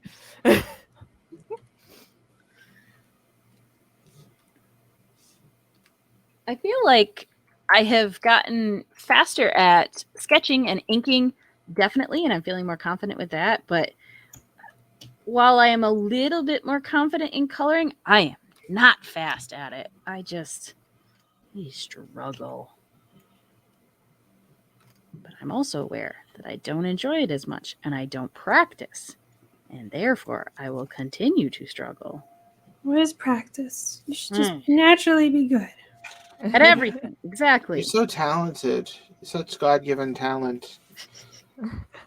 No, Mom, that's not how it works. Yeah. Yeah, it was a parent I think I was talking to at a convention one time, and their kid had wandered off because they were dying of embarrassment because their parent was talking about them to me, which I adore. But I was like, no, I mean, again, they're like, well, you must have been good at this from a young age. And I was like, honestly, no. Like, I mean, again, you're always critical of your own work, but I was like, I had a lot of things I was very, very weak at, even going into college. Like, I was just crazy enough to keep working on it, even when I wasn't good. So yeah, no. This wasn't an all natural thing. This was no, she's too stupid to stop. And look at me now. Still too stupid to stop.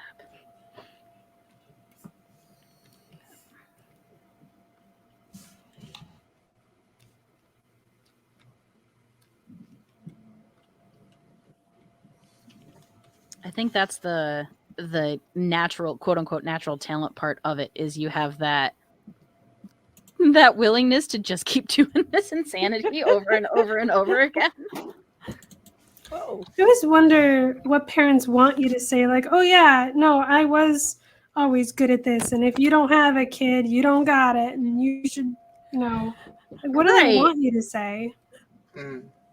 Or else they try to sell you like, oh, my kid has such like natural ability, and then they like do that side eye. If they would just apply themselves. Oh gosh, Actually, yeah. I was like, don't you bring me into this. Mm-mm. Don't you do that. Don't do that to me. That's not fair. It's like, I did do sign not up want to for be this. part of this. Nope.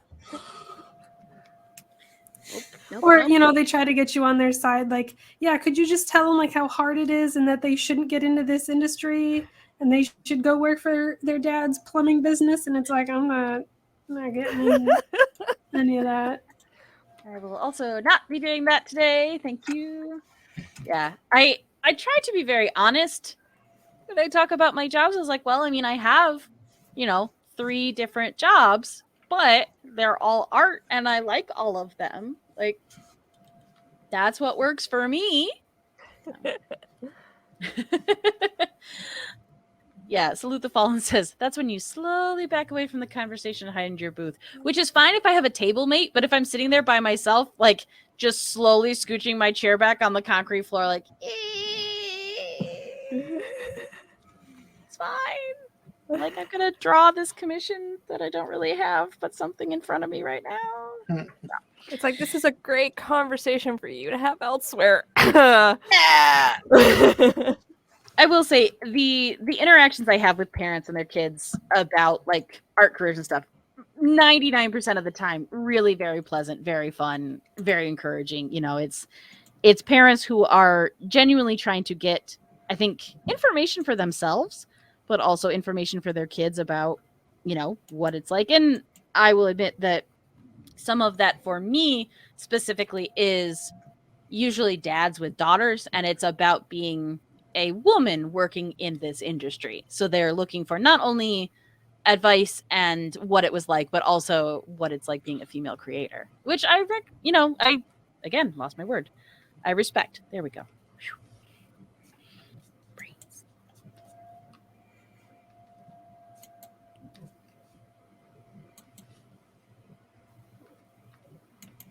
But yeah.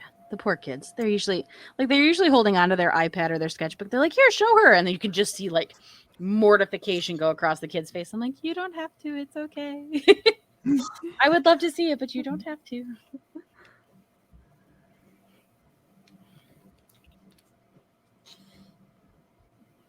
I actually had someone very recently, I think it was just like a hairdresser, someone, even bring exactly what you were saying up when you were talking about the fathers with their daughters, like asking, oh, that's a really like male dominated industry. Like, how is that?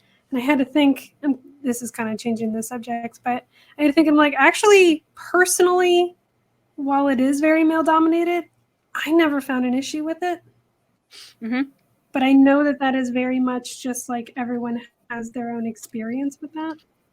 Exactly. And I try to highlight how I know I have been very lucky, and that aside from, I would say, small amount of fandom gatekeeping of like other fans, I have not experienced a lot of negative pushback from men or other women in the industry. Like, it's always been very inclusive and very kind to me, but I am also aware that is not everyone's industry experience. Yeah.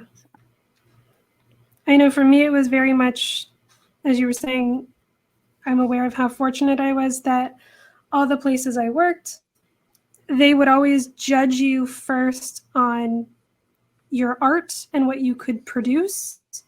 And then they would like see you. So it was always on your artwork, and then, that they would always know you by. Yeah. Which some people don't like hearing that either. Like, oh no, you can't, like, yeah, you can schmooze your way up to a certain amount and fake it till you make it, but at a certain point it is like skill and knowledge. And what I tell other people, and ability to hit a deadline. Like, if Oh, you yeah, can that too. actually produce the work and hit the deadline that they're looking for, you could be the most talented, amazing artist, but if you're a month behind, then you're not a solid business investment. And that's, that's a very, but the art, I was like, no, absolutely. I'm sure the art that you're taking longer to create is gorgeous, but there is a business side of it, and there is value to being able to hit the deadlines. Yeah, that's a huge, really great point to bring up. See, folks, we're not just here for emotional trauma. We're also here for great advice. Oh my God, Emotional trauma, is how you get the great advice. it's true. That's just bonus. That's a freebie from us to you. I am living for this Luna face right now. Oh, you thought I was gonna get? Yeah, no, there's definitely always Sailor Moon. Ha! Fooled you, viewers. It was Sailor Moon all along. We literally pulled the rubber mask off. Like, ha! I love it so much.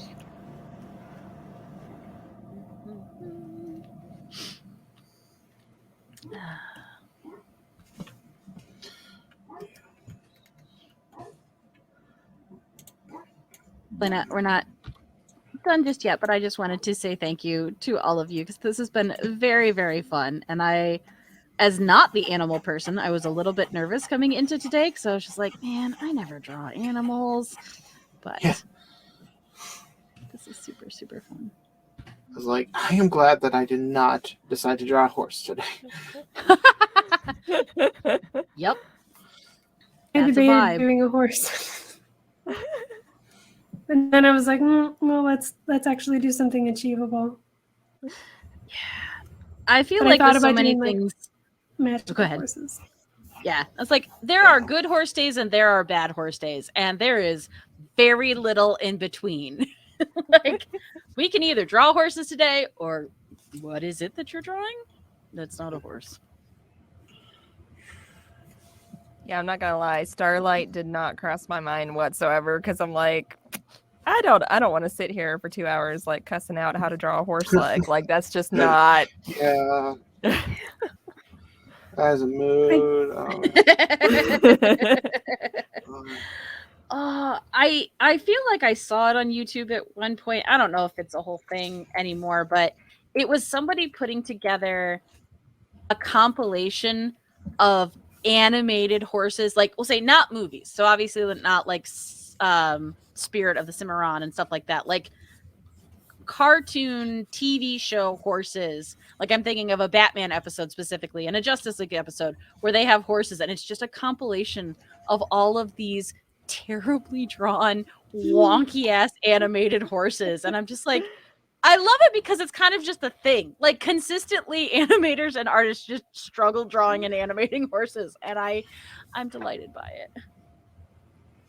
Because you mentioned the Spirit Stein of the Cimarron, it was actually brought up in the special features for that, and they broke down like why horses are so hard to draw. Like, a lot of animals are hard, but horses specifically, like, why? And it has a lot to do with like when they walk, literally every part of their body moves in a completely opposite direction from like normal secondary motion, like normal arcs. Their back legs just are so weird, even though they're the same sort of anatomical as like dogs and cats. It's just the way their limbs are stretched out. It's that they have such a wide belly. Like, a lot of dogs and cats are more streamlined, and they're like huge barrel chest animal, which just throws everything. It's just a whole list of the animators just complaining, like, yeah, horses shouldn't exist. Weird animal evolution. Not a thing. They're bonkers. Oh, that's amazing. I love it. I feel like the people who were designing My Little Ponies be like, you know what, horse anatomy? No. I say no. Hippos, that's where it's at. Yep. Yeah. Well, they got away with it. Mhm. They are vaguely horse-ish enough to be ponies, but boy, do they escape some of those horrible horse hurdles.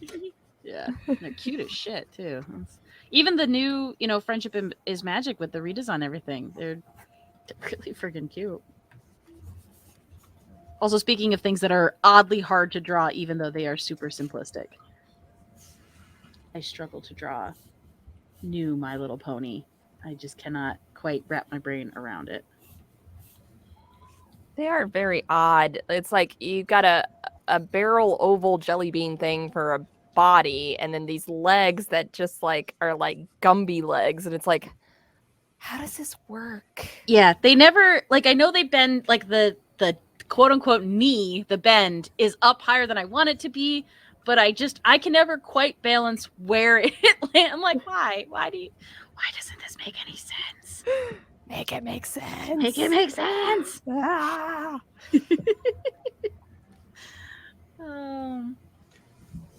Oh, I meant to call this out earlier. Salute the Fallen said that's something people never understand in any industry. You're amazing at what you do, yes, but if your sloth pace slowing doing it.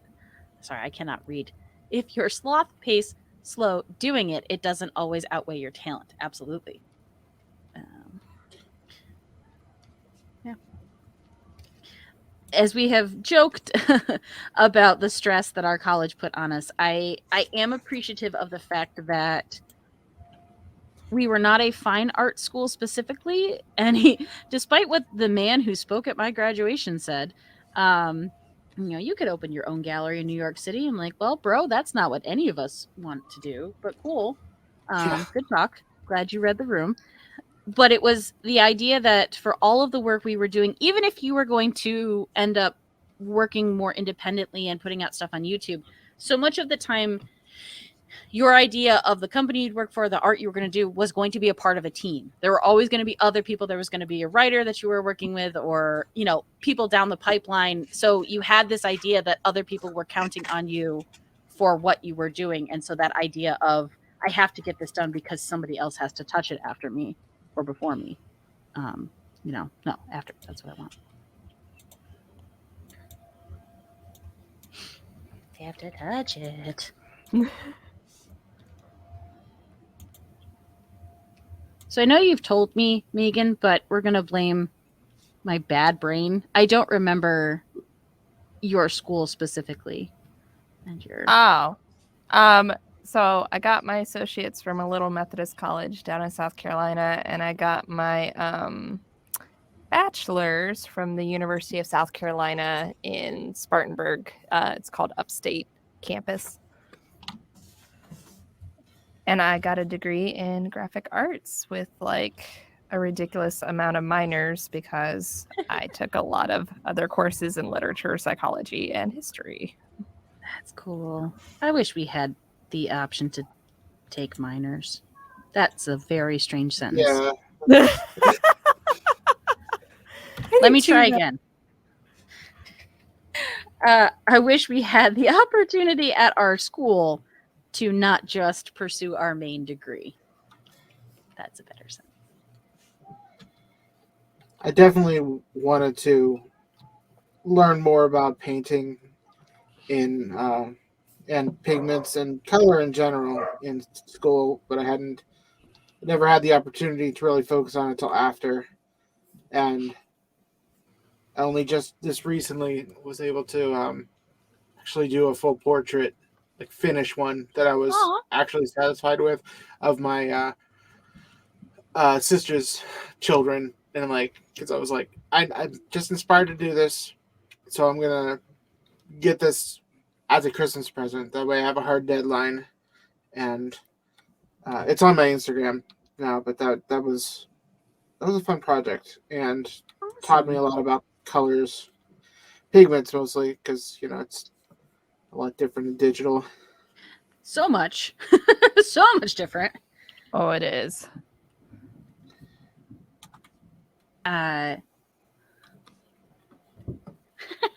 Yeah, I know. Salute the Fallen. I heard it come out of my face, and I knew it immediately.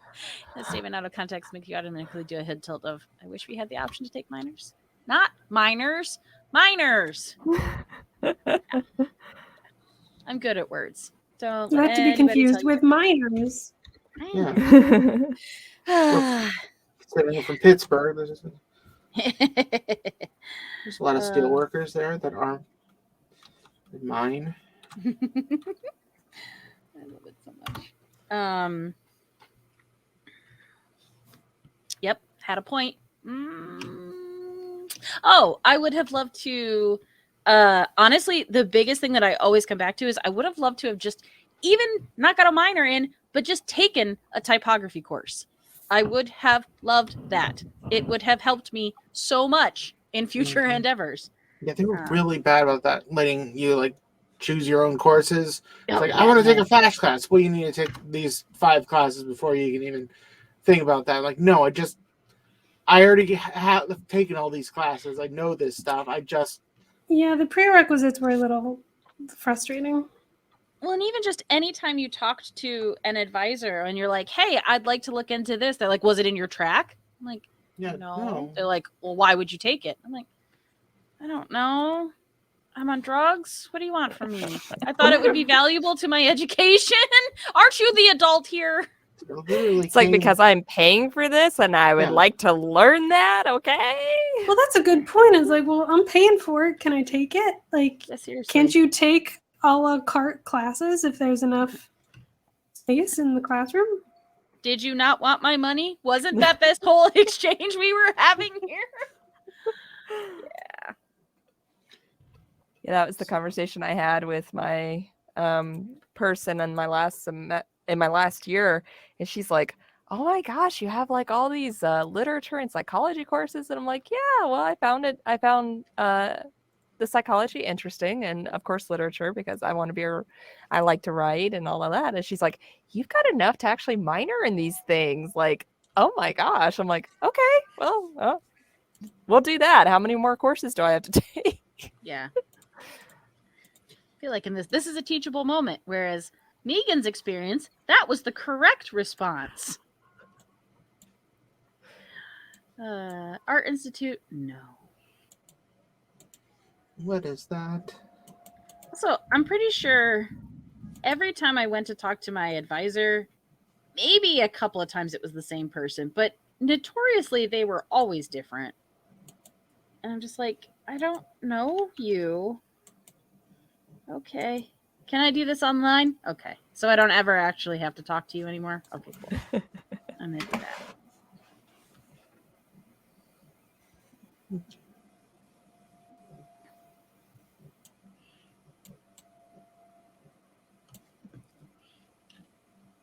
Cool. That's fine. Doesn't look right. Gets the point across. That's what we care about. That helps. Yeah, I need a little bit of pop there, not just the white background, just a little bit of color in the back. Yeah. Oh, the color balance works really well. And the dead eyes. That's really that's selling it for me. Yeah. Just No people. no, those turned out great. I'm so impressed with a very similar color palette you managed to make. Not just obviously because you're going hyper realistic with the one, but really gave them a very different feel. So.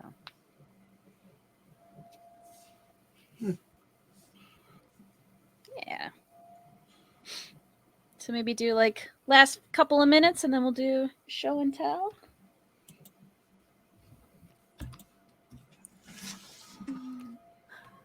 Sounds good, because my voice is about shot. Yeah. How about I jump away for a minute? Excuse me. I'm also getting the like, I slept pretty well last night, but I could nap. I could. Oh. Mayor Squish says, "Oh my gosh, little Rufus!" Yeah, he's the gigantic shine off of the glasses. I love so much. Yep. I actually, when I was sketching him, had the naked mole wrap, because anytime I'm going to think about Rufus, I'm thinking about naked mole wrap. So Naturally. I had that playing kind of on a loop-is sort of situation, and it was very inspiring.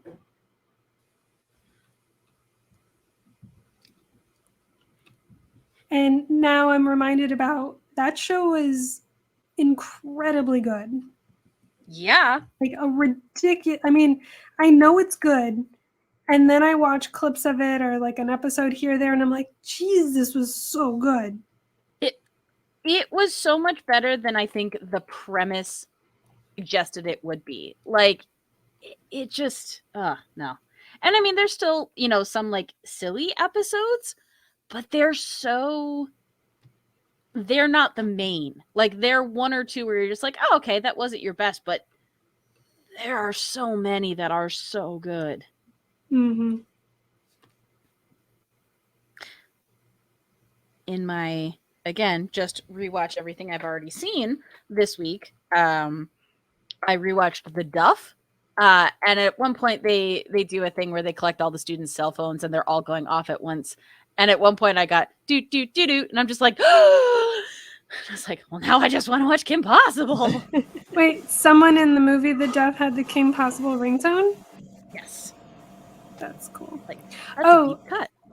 It's not good, but upon listening to the Naked Mole rap, I don't know if anyone remembers that there was a live action Kim Possible that Disney made. Like, it was a live action TV movie. Yeah. It was not good. But they remade the Naked Mole rap with the live action actors and the little creepy CG Rufus that they had for the Kim Possible live action TV movie. That's a whole lot of information you just downloaded into my brain right there. Yeah. It tries to do a shot-for-shot remake of the initial Naked Mole rap, but by the way, none of this makes sense if you don't even know what the Naked Mole rap is. Let us just preface this with, if you're unfamiliar with that, everything else we say is nonsense. But because obviously it sounds like it should be, pretty stuff. So this was the live action Kim Possible. If people had not seen that Disney made. Oh my god, I do remember that. A live action Kim Possible. It was not good. Oh. It came out after the live action Ben 10. I think it was Disney trying to like one up Cartoon Network's live action Ben 10.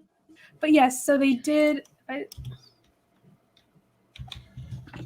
just Googled Naked Mole rap. Yeah, that's Rufus in the new. Oh god, I do remember that. Oh, and no. they do a remake of the Naked Mole rap for remix, and they try to like sell it as like a record album or I don't know. Just no. Okay. It's a I no. totally don't think I didn't see that live action Ben 10. The live action Ben 10 was based on the first Ben 10 series because it was like 15,000 Ben 10. Also, child acting. What? It's not Cartoon great? Network straight to TV effects. Nah. What do you mean? Just did a search of the live action Ben 10, and I'm seeing half of them with Tom Holland as Ben 10, and I want that. Oh, that would work. Also, at this point, I would literally That's the watch older one, Tom yeah. Holland do anything because I adore that sweet baby angel.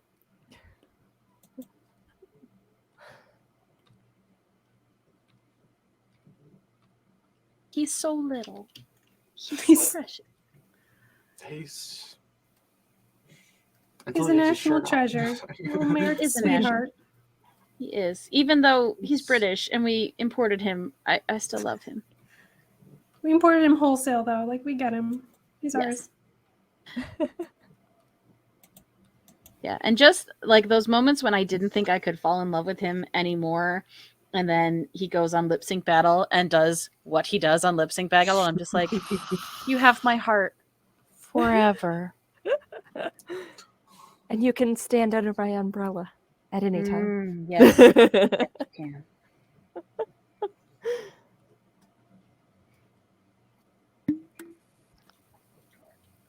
Well, and I mean, extra funny because he was legit in, Broadway Billy Elliot. Like, can actually dance is a trained dancer. So. All right, what are we doing with our layers here? There we go. That's what I want to do.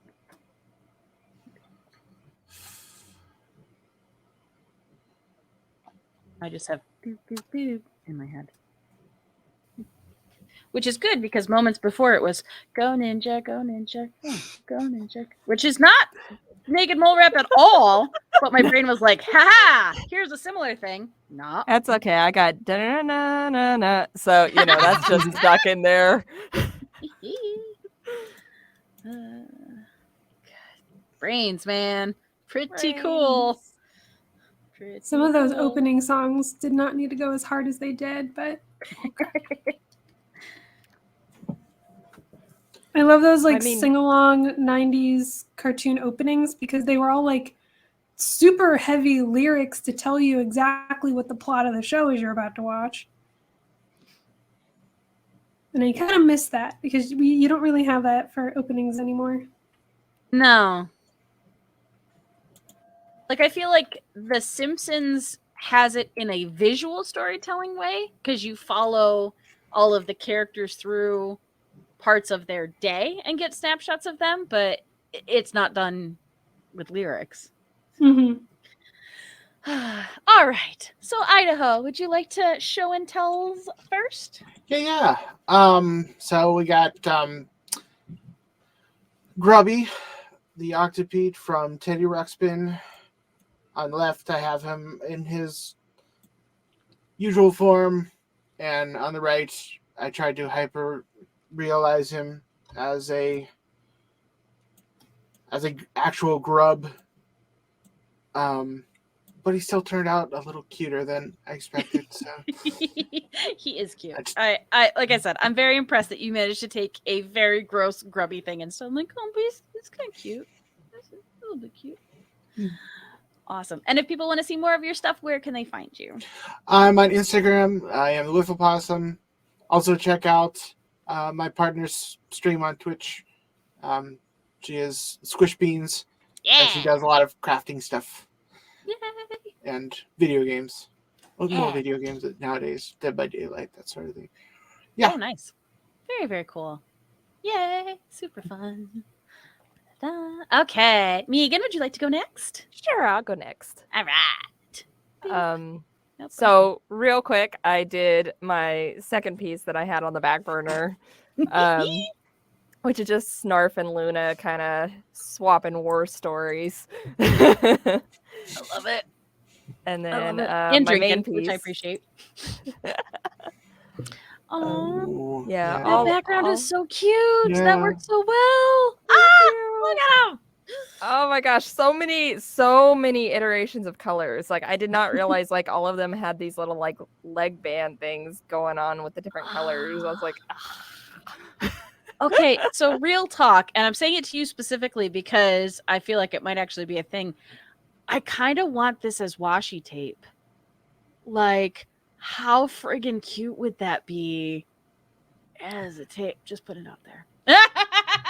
there's a washi tape go order coming up. I was already planning on submitting a couple of pre-existing designs, but now, oh my god, I have to add in rainbow stars. Jeez. Yeah. I need it. You just send me the link when it's ready, and I need them. I need them in my life. I can make that happen. I can make that happen. So yeah, speaking of, I have a sale going on in my shop right now. Wink, wink, nudge, nudge. Segue into a total self plug. Heck yeah, that's the point. That's the point of this. Where can people find that if they want to purchase stuff on sale? Absolutely. Megan C Creates on Instagram and on Etsy. Like I said, currently having a sale through the 25th of the month, so it's 20% off pretty much the whole shop. This as washi tape will not be there yet, but I will definitely follow up and make that a thing. But if you follow Megan's shop and favorite it, then you will be able to easily find it when it is there. That is true. You'll get a notification when I post new stuff. Yeah. Lots of new stuff coming. So yay! I'm so excited. I missed what Snarf was saying to Luna. Can I? Oh yeah, let me go back to it and maybe zoom in just a hair. There we go. Oh, okay. Oh, they have shot glasses. That makes it so much better. I love it. It's so good. No, and the those vertical lines. Such the anime thing in purple, like it's a whole mood. Yeah. It brings me joy. It sparks joy. That's Thank awesome. They both turned out so good. Honestly, the fact that you were like, yeah, I did all of these little characters in unique poses and colored them all. I was like, man, I have time to do more. Is Luna drinking a White Russian there? I'm gonna say it's either that or milk. I tried to make it ambiguous liquid in both glasses, so you could take it either way. She strikes me. I just imagine as a drinker. She's doing the cat thing where she's literally like dipping her paw in and then licking her paw. Big time cat moves.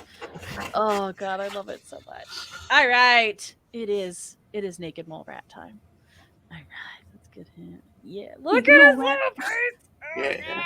So this is my little in addition character, which really wanted to just do some naked mole rap like lighting, like stage. So if you have not seen naked mole rap, just YouTube naked mole rap, no context. You don't need to know anything about the show to jam out with that. But Kim Possible is an amazing show if you have not watched it. And this is Rufus, Ron's little sidekick.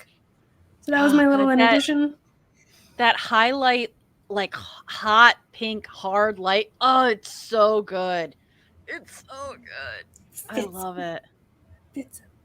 And then my other ones were my little redraw of Nibbler the monkey bird, as if he was a cute character. Well, more from modern day cute aesthetics. I think it was before the stream started, but I know Emily, you and I were talking about how cute it's kind of changed tones and how absolutely terrifying monkey birds were. Their soulless eyes, soulless pixelated eyes. The hands, the creepy hand. Like, it gives me like old creepy man vibes, but then is also a gigantic monkey bird. Like, no. So I tried to make him cuter, and then of course I had to do a one of him stealing one of the melons from with Ren having a disapproving face. They were called something like Mongo berries or goji berries or something. They was from the show, but he always was stealing them. So yep, those are my little macaw-inspired Nibbler the monkey bird. No, I'm not inked love because brain's not letting it today. We have to make this show happen. We really That is need to. just- Like, we need to make this happen because I love it so much. Yeah. If you get to a point where you're comfortable with them, you should share them with us so we can use them as reference to build this insane cartoon intro that we're gonna make. Yes, that is the goal now. We have made a goal. I would love to see someone's, again, like redux of what the characters, especially Ren with their like rockabilly hair would look like. Yeah. Because I like the idea of like having it undercut and what their clothes designs might change to be. Because I feel like you can take the ridiculousness that was, this quote unquote space pirate, but there are ways to kind of keep that in line, but make it more modern for what, like space pirates look like now and still really keep kind of that aesthetic. Like, I think it could be really cool. And then we sell it to Netflix and then they lower their price. And we single-handedly save Netflix. And that is our 80s movie montage of all of us coming together. You're welcome, yes, Earth. Those are my animal sidekicks for today, and I was happy that I got to be able to do both Nibbler and Rufus because they're pretty kick-ass sidekicks. Yeah, they turned out awesome. They're all beautiful. I love the colors too. They're so fun. Hey, and where can people find you? I almost forgot. I was fucked up. So I go by Kia or Kia Creations pretty much everywhere, mainly Instagram, Tumblr, and Twitter. So come follow me for all that I do. Yay! And send her reminders to take care of herself.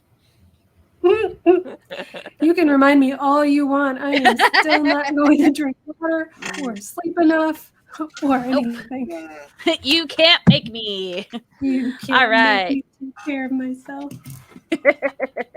Oh, I got that. There it is. All right. So this was my first. So I wanted to focus on Ace, the bat dog. I just love him. And it's tough because the Bruce Timm style is so iconic. So it's hard not to just straight up do those really hard angular lines, which is kind of not my style. So, but I had this idea of just, the shadow that he was casting being Bat Dog instead of Batman.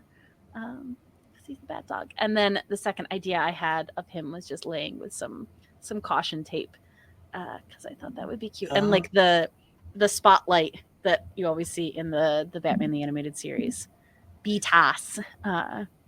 So yeah, I wanted to draw a fun pupper. I like him. It was also nice because it was a very limited color palette, and they've got the Great Danes. Like, I was trying to look up actual photographs of Great Danes to kind of see where the inspiration was, and they've got a little almost like Rottweiler ear in his design. So it was good, and I don't draw dogs that often, so it was good. It's good. No, he turned out super cute. I really liked the palette and everything, because it could be hard when you're dealing with those darker like purples and grays and blacks to get the contrast. Yeah, and I didn't want to lose, like, I know that they work so well on high contrast, but I was like, man, I don't want to lose all his detail of that. So yeah, I'm happy. I like how iconic and recognizable he is, even though it's just a dog with a collar, but like it's the Bruce Timm, it's the Batman ears. Ace has those very much eyes. Like, he's got very iconic eyes. Yeah, which I was also looking at pictures. I was like, oh yeah, no, I know exactly. Like, even just in an image where there's no Batman or anybody else in it, it's like, oh yeah, that's Ace. And so yeah, he makes me happy. Awesome. Yeah. And if you want to see more of me, I'm at a swan named Emily across the internet. If you want to see more of Doodle Crew, we are at Doodle Crew Draw all over the place. Instagram, Twitter, Facebook.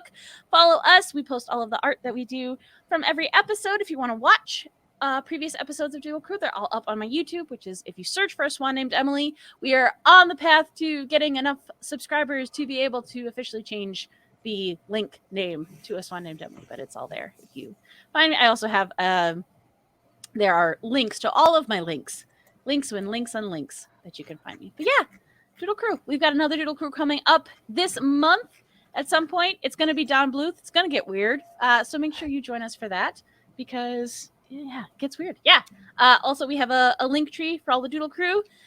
If you want to find out more about each of the artists, and as always, if you like their art and want to commission them, definitely send them your money. Pay them to make art. But yeah, we super appreciate all of you. Thank you so much for having us this morning, hanging out with us for Saturday morning cartoons, and we'll see you again. We love you. Goodbye.